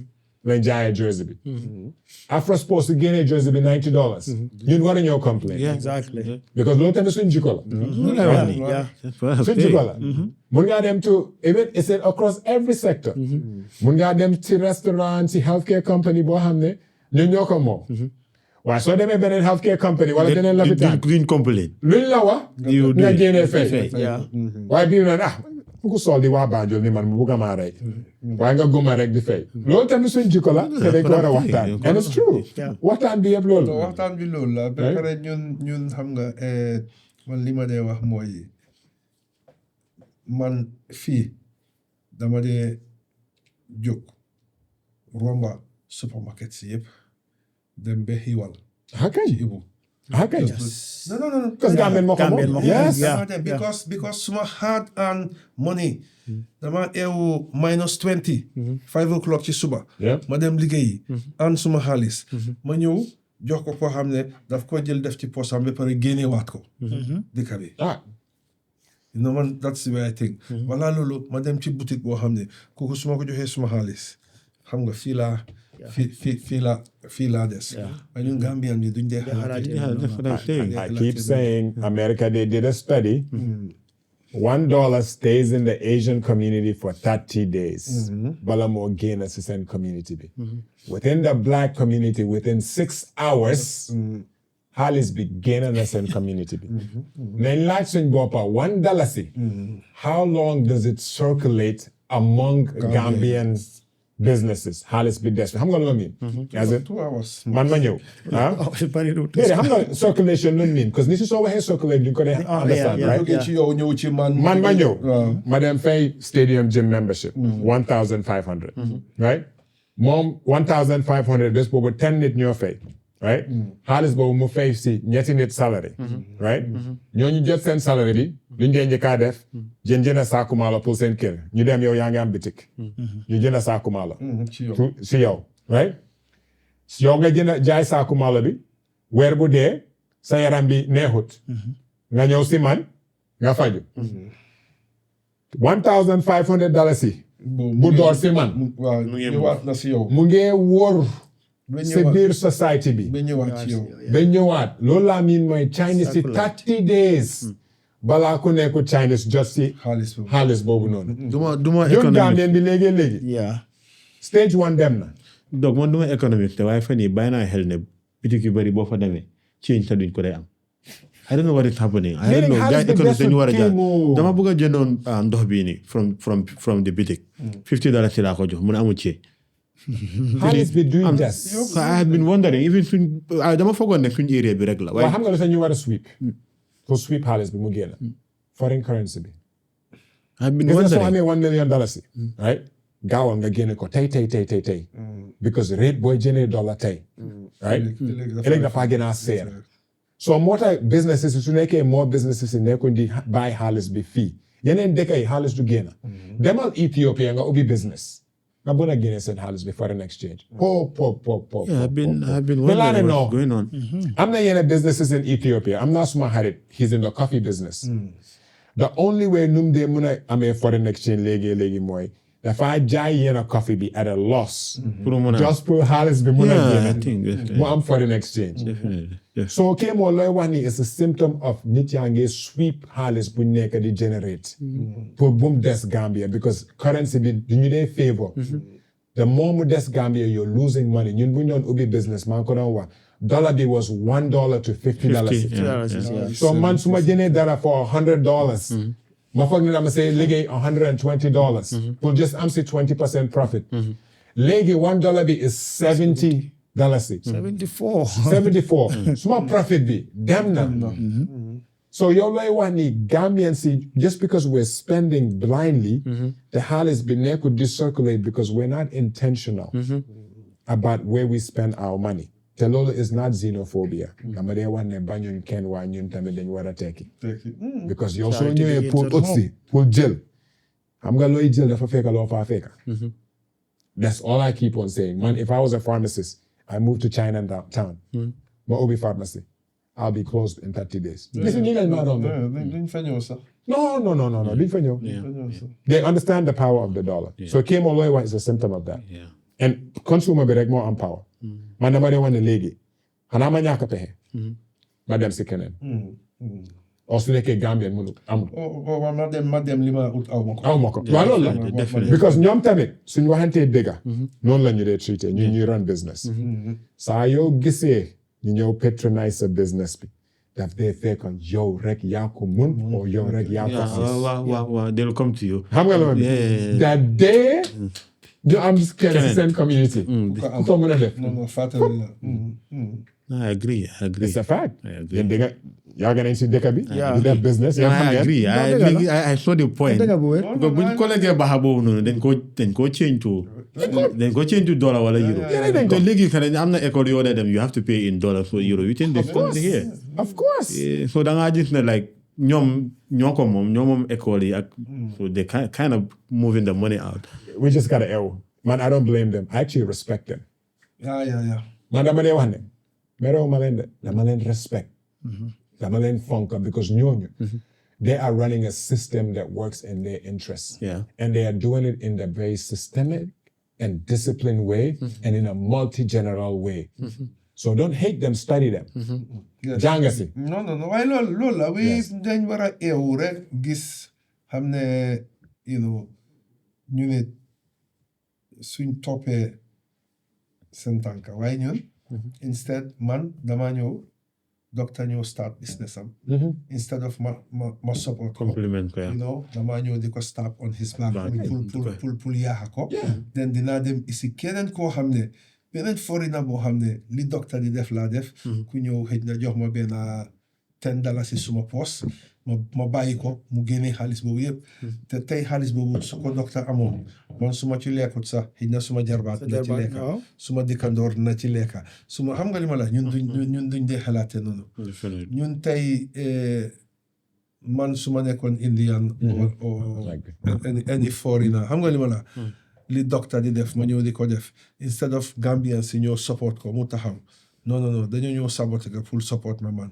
because dañoo feel ne suñ jàppalee docteur daf leen a tane dëkk bi ñun bëgguñ progress dëkk bi dafa sad It's the truth. te daf ñu dee naxari because xam nga lu si dee gën a naxari du dee fekk dañu gën a mun de léegi duñu dee gën a mun sax te daf dee tax ñu yab ñu yeah definitely because xam nga lu gën a yabaate fan la dee jógee koo xam ne ngay ñëw yow foo xam ne yaa fa war am advantage mu ëpp la advantage ëpp la doole te ñun understand ne ñun ñu bari Gambien si dama dee wax ne we are second class economic citizens waxuma la second class citizen de economic citizens we are economic second class citizens meaning xam nga loolu lu mean only retailer doo nekk importer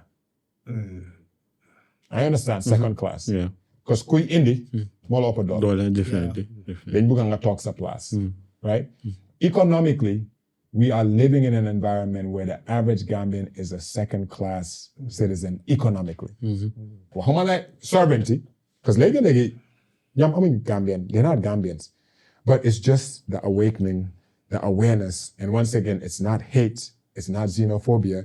It's understanding that economically, we are giving away our economic power and money is not circulating. So I say all of that to say is Afrospor, Uncle Saul, it's a gift that you gave us. Why? What makes me more proud about the brand is succession planning. If you guys meet Usman, Uncle Saul's son, he is talented globally. More than the Gambia. Right? Why? Because from Nekani, Afrospor has a chance to live to be over 100 years because his succession plan is already in place. He's well-renowned in terms of fitness. He has the credibility to open a sports brand, and his son is just as talented. So continuity, a lot of business owners, the founder dies, the business dies. Yeah. So Bugananga Lalsi, what made you think automatically Harama Osman Dombi. We got to do it together because midnight Osman. Isi jarbatam. Ini jarbatam. But also hamne yo plus ball duga want to talk to them about sports and apparel. You have the credibility to do so. So was that something by design or yo teme danga halat ne okay Lee second generation? Well, dama halat ne man mangi age. You're young though. I'm they ain't want to get fit gym. You're still teaching classes. Age I nothing but a number. There you go. Why dama talk ma halat ne xam nga lu nekk rek dafa am time lu nekk dafa am waxtu.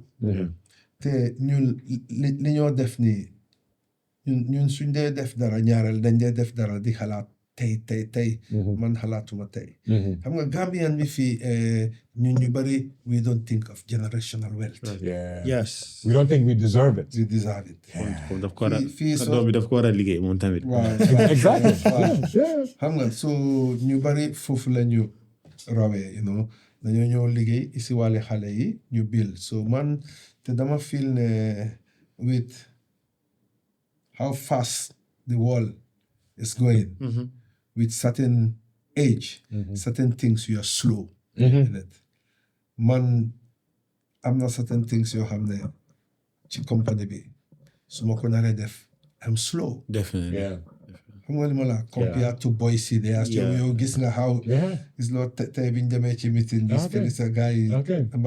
ambassadeur bi daf ko xool mu ne ko yow Doo ko ndaw. yeah you di nga xalaate xam nga li ma la so man am na yoo xam ne dama feel ne mun naa ko def am na yoo xam ne munuma koo def xalel moo ko mun a def ku ma gën a yoon ku ma gën a sawar ku ma so moo tax bi ni ñëwee ma ne xaaral ma involve ci boy si te dëgga rëccuwuma ko waaw because liggéey yu bari tey man soo ma tegee ci computer bi su ma toogee tuuti nii rek bët yeah. sonna naa Yeah. ñoom they can sit there Yeah. xam nga li ma la so yu bari I'll just tell them ma ne li laa soxla Yeah. That is it.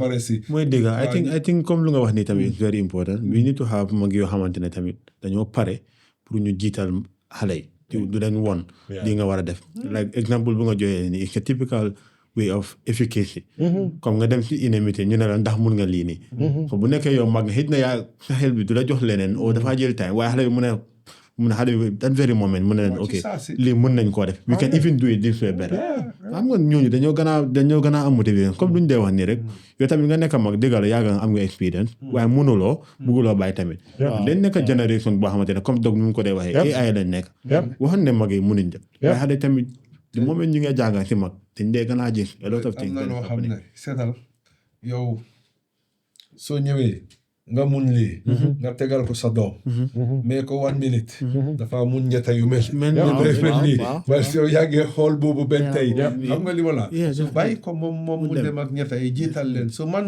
boy si dama leen jiital ñoom it xam nañ foo xam ne tamit amut werante sax waaw dañoo su ma waxee rek dañ dee bàyyi waaye léegi ma wax tamit ñu ne ma hey papa oncle bàyyil de bi yow li nga xalaatee ak àdduna si nekka mooy dëgg man typical exemple bu ma dee joxee rek ma nekk léegi boo xoolee innova rek dañ am nañ point of care test ñu dee def xam nga time boobu noonu mag du xalaatoon noonu doon xalaatoon moo nekk ni it will take days or time pour nit ñi toog balaa ñuy def seen test yi wala ñuy am results waaye léegi xale bi nu moo xalaatee mooy nekk ok naka la ñoo cegee kii léegi nii mu am result tam bi ñu yónnil ko ñu communiquer mu ñibbi ak garab te mun na moo ñibbi that very moment even bu nekkee ne he is not okay ñu yónnil ko garabam at home mu am a medical record loolu moo war a nekk loo xamante ne that's the way we should be thinking right now dëgg la am nga experience liggéey nga more than 50 years da nga lay def treatment waaye léegi loolu mënuloo ko mënuloo bil waaye dafa am loo xam ne sax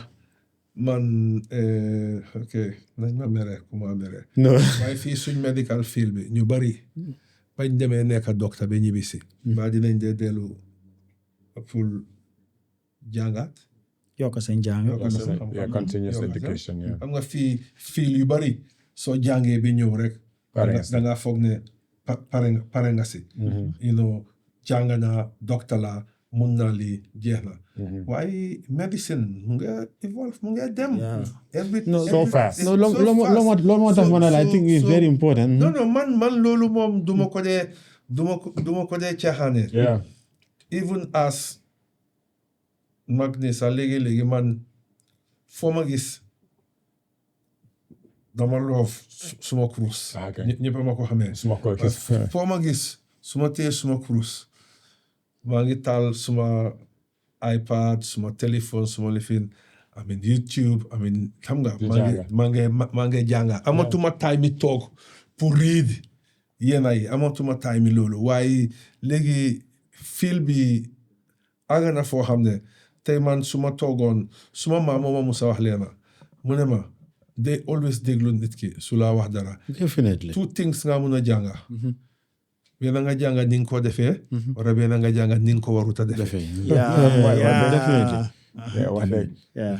understand nga so moo tax man léegi-léegi dama dee toog rek nekk ci YouTube bi ci lifin di seet xam nga different therapies naka la ñoo fajee yan techniques la ñoo use yan la ñoo lifin xam nga li ma la defee ma ne waaw lii interesting na de lii lifin na de ma put them together I come out with something because that's the way I keep on learning so waaye yow soo fiilee rek ne man jàng naa ba pare rek man am naa suma degrees am naa suma lii xam nga li ma la waaw lii xam naa ko yow medicine démba no medicine 2 months ago ak tey sax am na changes It's not even the same. 2 months ago rek xam nga li ma la because nit ñaa ngay research ñu ngi lifin soo followed doo xam seetal li ñoo wax fi rek about this water fasting few years ago ko wax loolu ñu ne la da nga xaru bi ma teach like 10 years ago soo waxee ñu ne 5 small meals a day. Loolu mooy wala lifin. 5 small meals a day. And I believed in it. Why? Because of things are going to change. Xam nga li ma la ba pare ñeneen ñaa ngi ñëw ñoo xam ne ñu ngi def research ci loolu ñu ngi laa woon tey soo ma waxee ne 5 small meals a day ma ne la non. Definitely. Comme bañ a pour daaneel rek. I think lii dafa nekk problème boo xamante ne ñu ngi ko am ci dëkk bi tamit. Boo nekkee ndaw wala you are very innovative. nga bugg a teg dara ci table bi pour département bi dem. dañ laa dem. Oh non dañ laa xeex. loolu laay wax nii. So ba pare nekkul xeex sax de. they waste the time. I keep on wondering. am na yoo xamante ne man da nga koo fekk yoo xam suñu lopitaan yi wala feneen. yoo xamante ne it has been there or it has been happening for 20-30 years ago. buñ koo change. I can give you the perfect example right now why bu xamante ne it's not happening. but ñun waroon nañoo rombal deful boo xamante ne da ngaa dem si ay lopitaan di gars yi di la binda. nga denc ay record. xam nga fu ma waxee nii. so léegi man suma liggéey bi dama ko gën a nekk di métti loo. right. tey da nga ñëw nga fekk fa Ibrahima di already nga ñëw nga fekk lan lay xam what happened. yow doo musa xam lan laa bind. ma laajte patient bi ñëw na ma laajte ko ana kayit bi mu ne kayit bi réel what am I going to do. so léegi nit ñi dañ ñu ne bileem yéen xamu leen dara xam nga naka la traité problème léegi nga dem America. ñu am certificat ko ñu am everything ñu jox la treatment rek nga wér. nga ne ñun xamuñ dara. So they'll say 10 years later record bank fa. Why loolu moom even though I think dina door di change. Oh yeah. I have one example.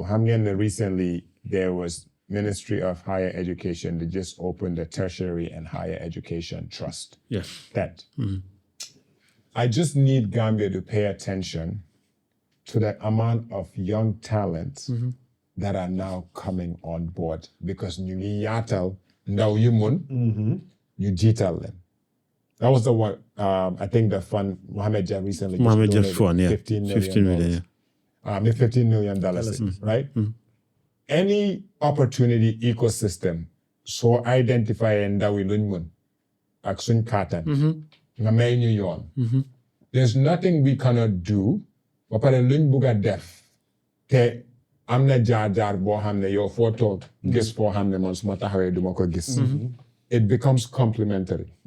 Meaning yow sa xel bi moo gën a am importance right now than the amount of energy you're expending. That's why military bi, they recruit when you're 18 and not when you're 35. Because how many in the human body lum antal at 18, 19, 20. Ñooñu leen dee yóbbu war. Waaye general bi buy set strategy war bi. mag la dee nekk. moom nekku ci field bi sax. Nekku ci field bi. So back I think it'll change. Te léegi I just like saying that they are good examples. So the local Ministry of Education because lu ñooy def man xam naa ñeneen ñoo xam ne you get gain a private sector so you do a public sector because confidence la day nekk. Definitely. Why Gambia bi tamit you get waste time a lot of young people that are talented because soo nekkee 25 to 40 nga dedicate sa life in an ecosystem boo xam ne nekku di jëriñoo si loo mun bul blame ecosystem bi blame sa bopp But Uncle Saul, thank you so much. Tay, man, I'm so excited about what we're going to do together. But also, your story is so inspiring. Afrospor is something that should be celebrated. Sa domi, sa cousins, especially for Hale yo hamne si diaspora bilen judo. And to have the connection to home. Because man lol mama de gana ragallo. Yo muna ne la nyaka wa dinga dem ko ñew. Wa Hale diaspora bu bari amuñ lu leen fee indi. No. Right? Te yow loolu da nga ko teel a def si sa doom bi Ousmane could have been in LA doing some incredible things. Right? Why mu ngi ñëw Gambia, he's building something. He's literally representing the future of Africa. So bu just bëggoon la jaajëf. Tey moom every week dañ day joxe Jambarr of the week. Man tey yow yaay suma Jambarr of the week. Te di wax askan bi ne ñun suñ liggéey ak Uncle Saul is just beginning. We're gonna contribute our quota to how we use movement as medicine. Gambia is going to get tired of me saying movement as medicine. So ñëwee Innovarex Global Health, naa la wax nga jël garab, naa la wax nga check sa blood pressure bi, naa la wax nga dem gisi nutritionist pour wàññi sukkur bi. Waaye naa la wax ne tamit what's your movement plan? So bye boys in your tàggatoo, and then we let Uncle Saul tamit mën a tàggatoo. Ibrahima moom, I know you're very excited since man yow buñ àndee si Uncle Saul as well. But any parting words? What gets you excited about the future of movement as medicine? Wow. First of all, dama wax jërëjëf Uncle Saul si ñëw bi jàng nañ si lu bari. Te feel naa ne suñu amee few of Uncle Saul rek then da nga gis ne suñ medical department dina gën a am progress. Waaw di wax ne rek xanaa yaakamte liggéey ak moom. Naa feel naa ne naa si jàng lu bari. And then feel naa ne nekkul man rek. Anybody koo xam ne feel nga ne mën ngaa jàng si Uncle Saul, like mën ngaa ñëw on board, and then I feel na you like nit yi ñëpp war nañoo génn si sa xam-xam bi daal. Waaw. And I feel na you could share as well. Te di wax ne rek askan bi ne comme le docteur Badji wax movement as medicine na ñëpp try ñu put ko into action.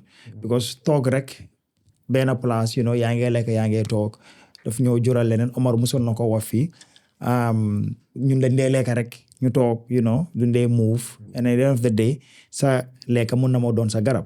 which yoo xam ne ñu bari bàyyiñ ko xel, but comme lu statement lu mu ko waxee woon mooy make your food as your medicine before you make medicine as your food. That's exactly.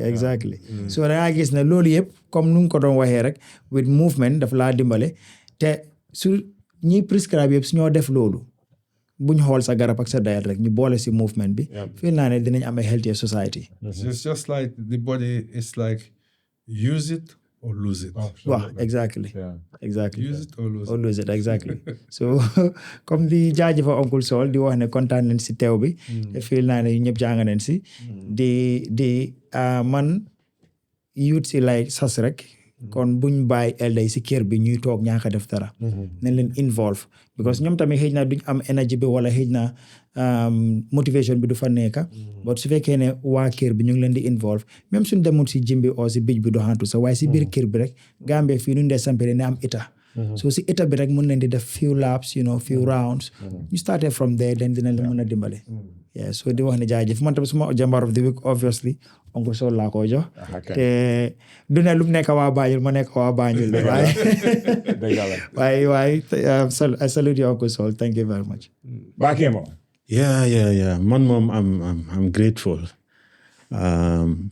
The big time opportunity la war a jàngee si yow koo xamante ne liggéey na fa 40 years ñëw Gambia ñëw di joxe lu mun ba pare involve xale yi. Few months ago docteur am na lu ma bindal lu xamante ne mu ne ma ok Kémo yow you have an opportunity mun ngaa dooree de you can do this. But it's now more than 4 months maa ngi ragal all the time. Because Gambia nu mel. but jàng naa ci lu bëri. ay jox na ma everything daal. pricing naka laa war a doxee and even the logo boole na ma ak nit. so def naa loolu yëpp waaye I was like thinking man naka lay dooree. waaye but the moment nga ne ok yow nga ne wax na nga ne ka wax bi ok ñu door nañ sax man tamit mën naa door. I have that confidence and comme ni ma ko waxee na I'm grateful. ñëw nga fi joxe sa time. I think this is very important. Comme we have people like you ñoo xamante ne am nga daanaka mun naa wax you have everything koo xamante ne live na life am to this level liggéey na wax nga fii ne ok am nga contract ak Nike and so so it's a big achievement waaye ñaata ndaw si dëkk bi fii ñoo ko xam o ñoo laa jox sa flowers comme docteur nu mu ko dee waxee ko jox nañ leen sa flowers we are very happy and then bëgg nañ tamit all the time nga ñëw like comme nu ma ko dee waxee rek I like intelligent people te boo gisee mag bu smart danga dee xam ok kii dafa nekk ko xamante ne ok war naa koo déglu war naa jànga si moom so we are very grateful man moom suma jàmbaar bi dinaa la ko jox te dinaa ko jox tamit suñ benn boy mu ngi ba Ceena Lamin Kee Fatajo mu ngi def foofu lu garaaw moom tamit mu ngi try pour connect Ceena and Gambia képp koo xamante ne bëgg ngaa door business fii nii Gambia mu ne pare na pour mu jàppale la he was like first day bu ma dégg Campeh Jambarr after I was like okay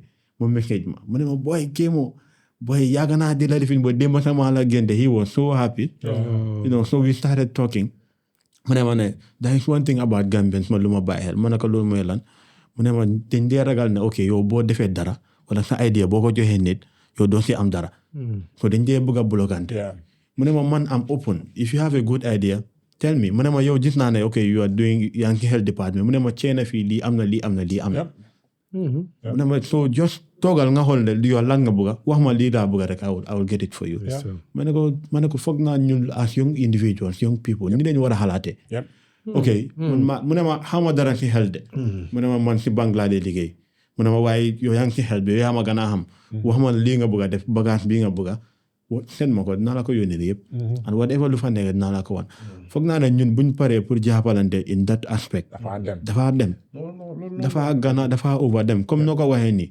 bagage bi ñëw bu ñu wax Afrospor Gambia la jógee so what bu nekkee good quality la why not fuñ dem dañ ko war a rep dañ ko war a rep yeah man pour ma stop foofu noonu rek day wax ne jërëjëf thank you so much for coming so parting words well anyway jërë leen jëf kontaan naa trop ci yéen pour man it ma ñëw toog fii gis the next generation after man docteur moom dama ko dee follow moom xam naa dama ko dee invoke docteur yaayam suma mag la waaw you know moom dama ko dee toppa te dama dee gis ne mu ngi ñëw nekk ay young man am ideas yoo xam ne ci dëkk boo xam ne léegi-léegi xam nga soo ñëwee pour def yenn ay sax dangaa gis ñu ne kii lu foog boppam xaaral ñu dama mbagam xam nga man 2010 I lost about $70 million ci dëkk bi gis ngeen fi cement factory bi nekk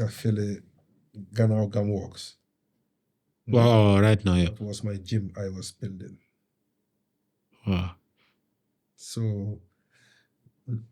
I had a quarry with stone crushers and everything yëpp la gaa yi jaay parce que Destiny laa jëndoon Destiny muy si problème waaye loolu yëpp it's part of my destiny si yoon bu ma yàlla teg la pour loolu ma ne ma li dina dara moo tax am na time mu am lu ko dal ma dégg ko mu metti ma waaye ma xam rek ne dëkk bi mel noonu waaye su ma toogee tey gis leen yéen young people ni ngeen a xalaatee ni ngeen a bugga li ngeen a def te ma mun ci lu ndaw su ma ko defut dama añaan dama soxor moo tax man bi ma ñëwee laaj ko try naa days sax pour ñu waroon nañoo déggoo bu yàgga waaye déggoo wuñ bi ma ñëwee straight away ici yana bagage yi lifin suma xel dafa dem ci moom straight xam nga ne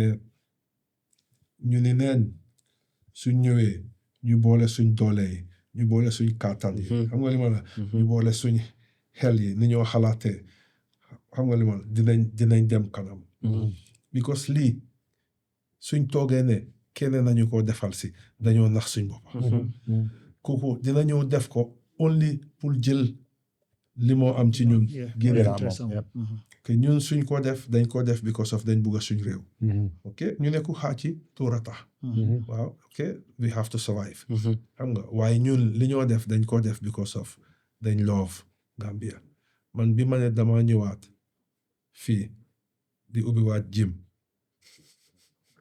xam nga dafa am ñu ma xool ñu ne ma yow xanaa waroon ngaa génn dem. waaw waroon ngaa génn dem. I had the opportunity balaa maa ñëw fii I was in Rwanda suma partner bi ma yóbbu Rwanda he had 4 gyms now waaye ma toog ma ne lu tax may toxu Rwanda because I'm coming ma ne suma retirement age soreetut ma ne noo xaaral ma seet naka laay ñëwee suma dëkka so I'm a young dynamic guy like you pour ñu war a door dara together inshallah I'm really looking forward to that and I xam naa ne li fi nu ma ne dama xam mu óor ma ne we can bring changes ci dëkk bi 100%. waaw suñ putee suñ energy ak everything together dinañ isi loo xam ne dina njëriñ dëkk bi nit ñi dinañ ci gis seen boppa so maa ngi laa gërëm yow it maa ngi laa sant te maa ngi laa ñaanal jërëjëf di la ñaanal jërëjëf fay thank you askan bi moom luy ñëw moom di ngeen ko dégga inshallah fas yéene nañ ko ba pare parce que ñaar yoo xam ne seen éene yi dañ nduru éene yàlla boole leen liggéey daf dee yomba te depuis bu ma toogee wax ak yow waxtaan ak yow it's a no-brainer inshallah soo di ñaan tamit yàlla may ñu ñëpp fekke ko ñu bari njëriñoo si di wax askan bi tamit jërëjëf si noo la ñu dee toppee di toppa booy di leen yokkal encouragement di leen wax jërëjëf rek ci seetaan bi tamit ba beneen yoon inshallah thank you so much later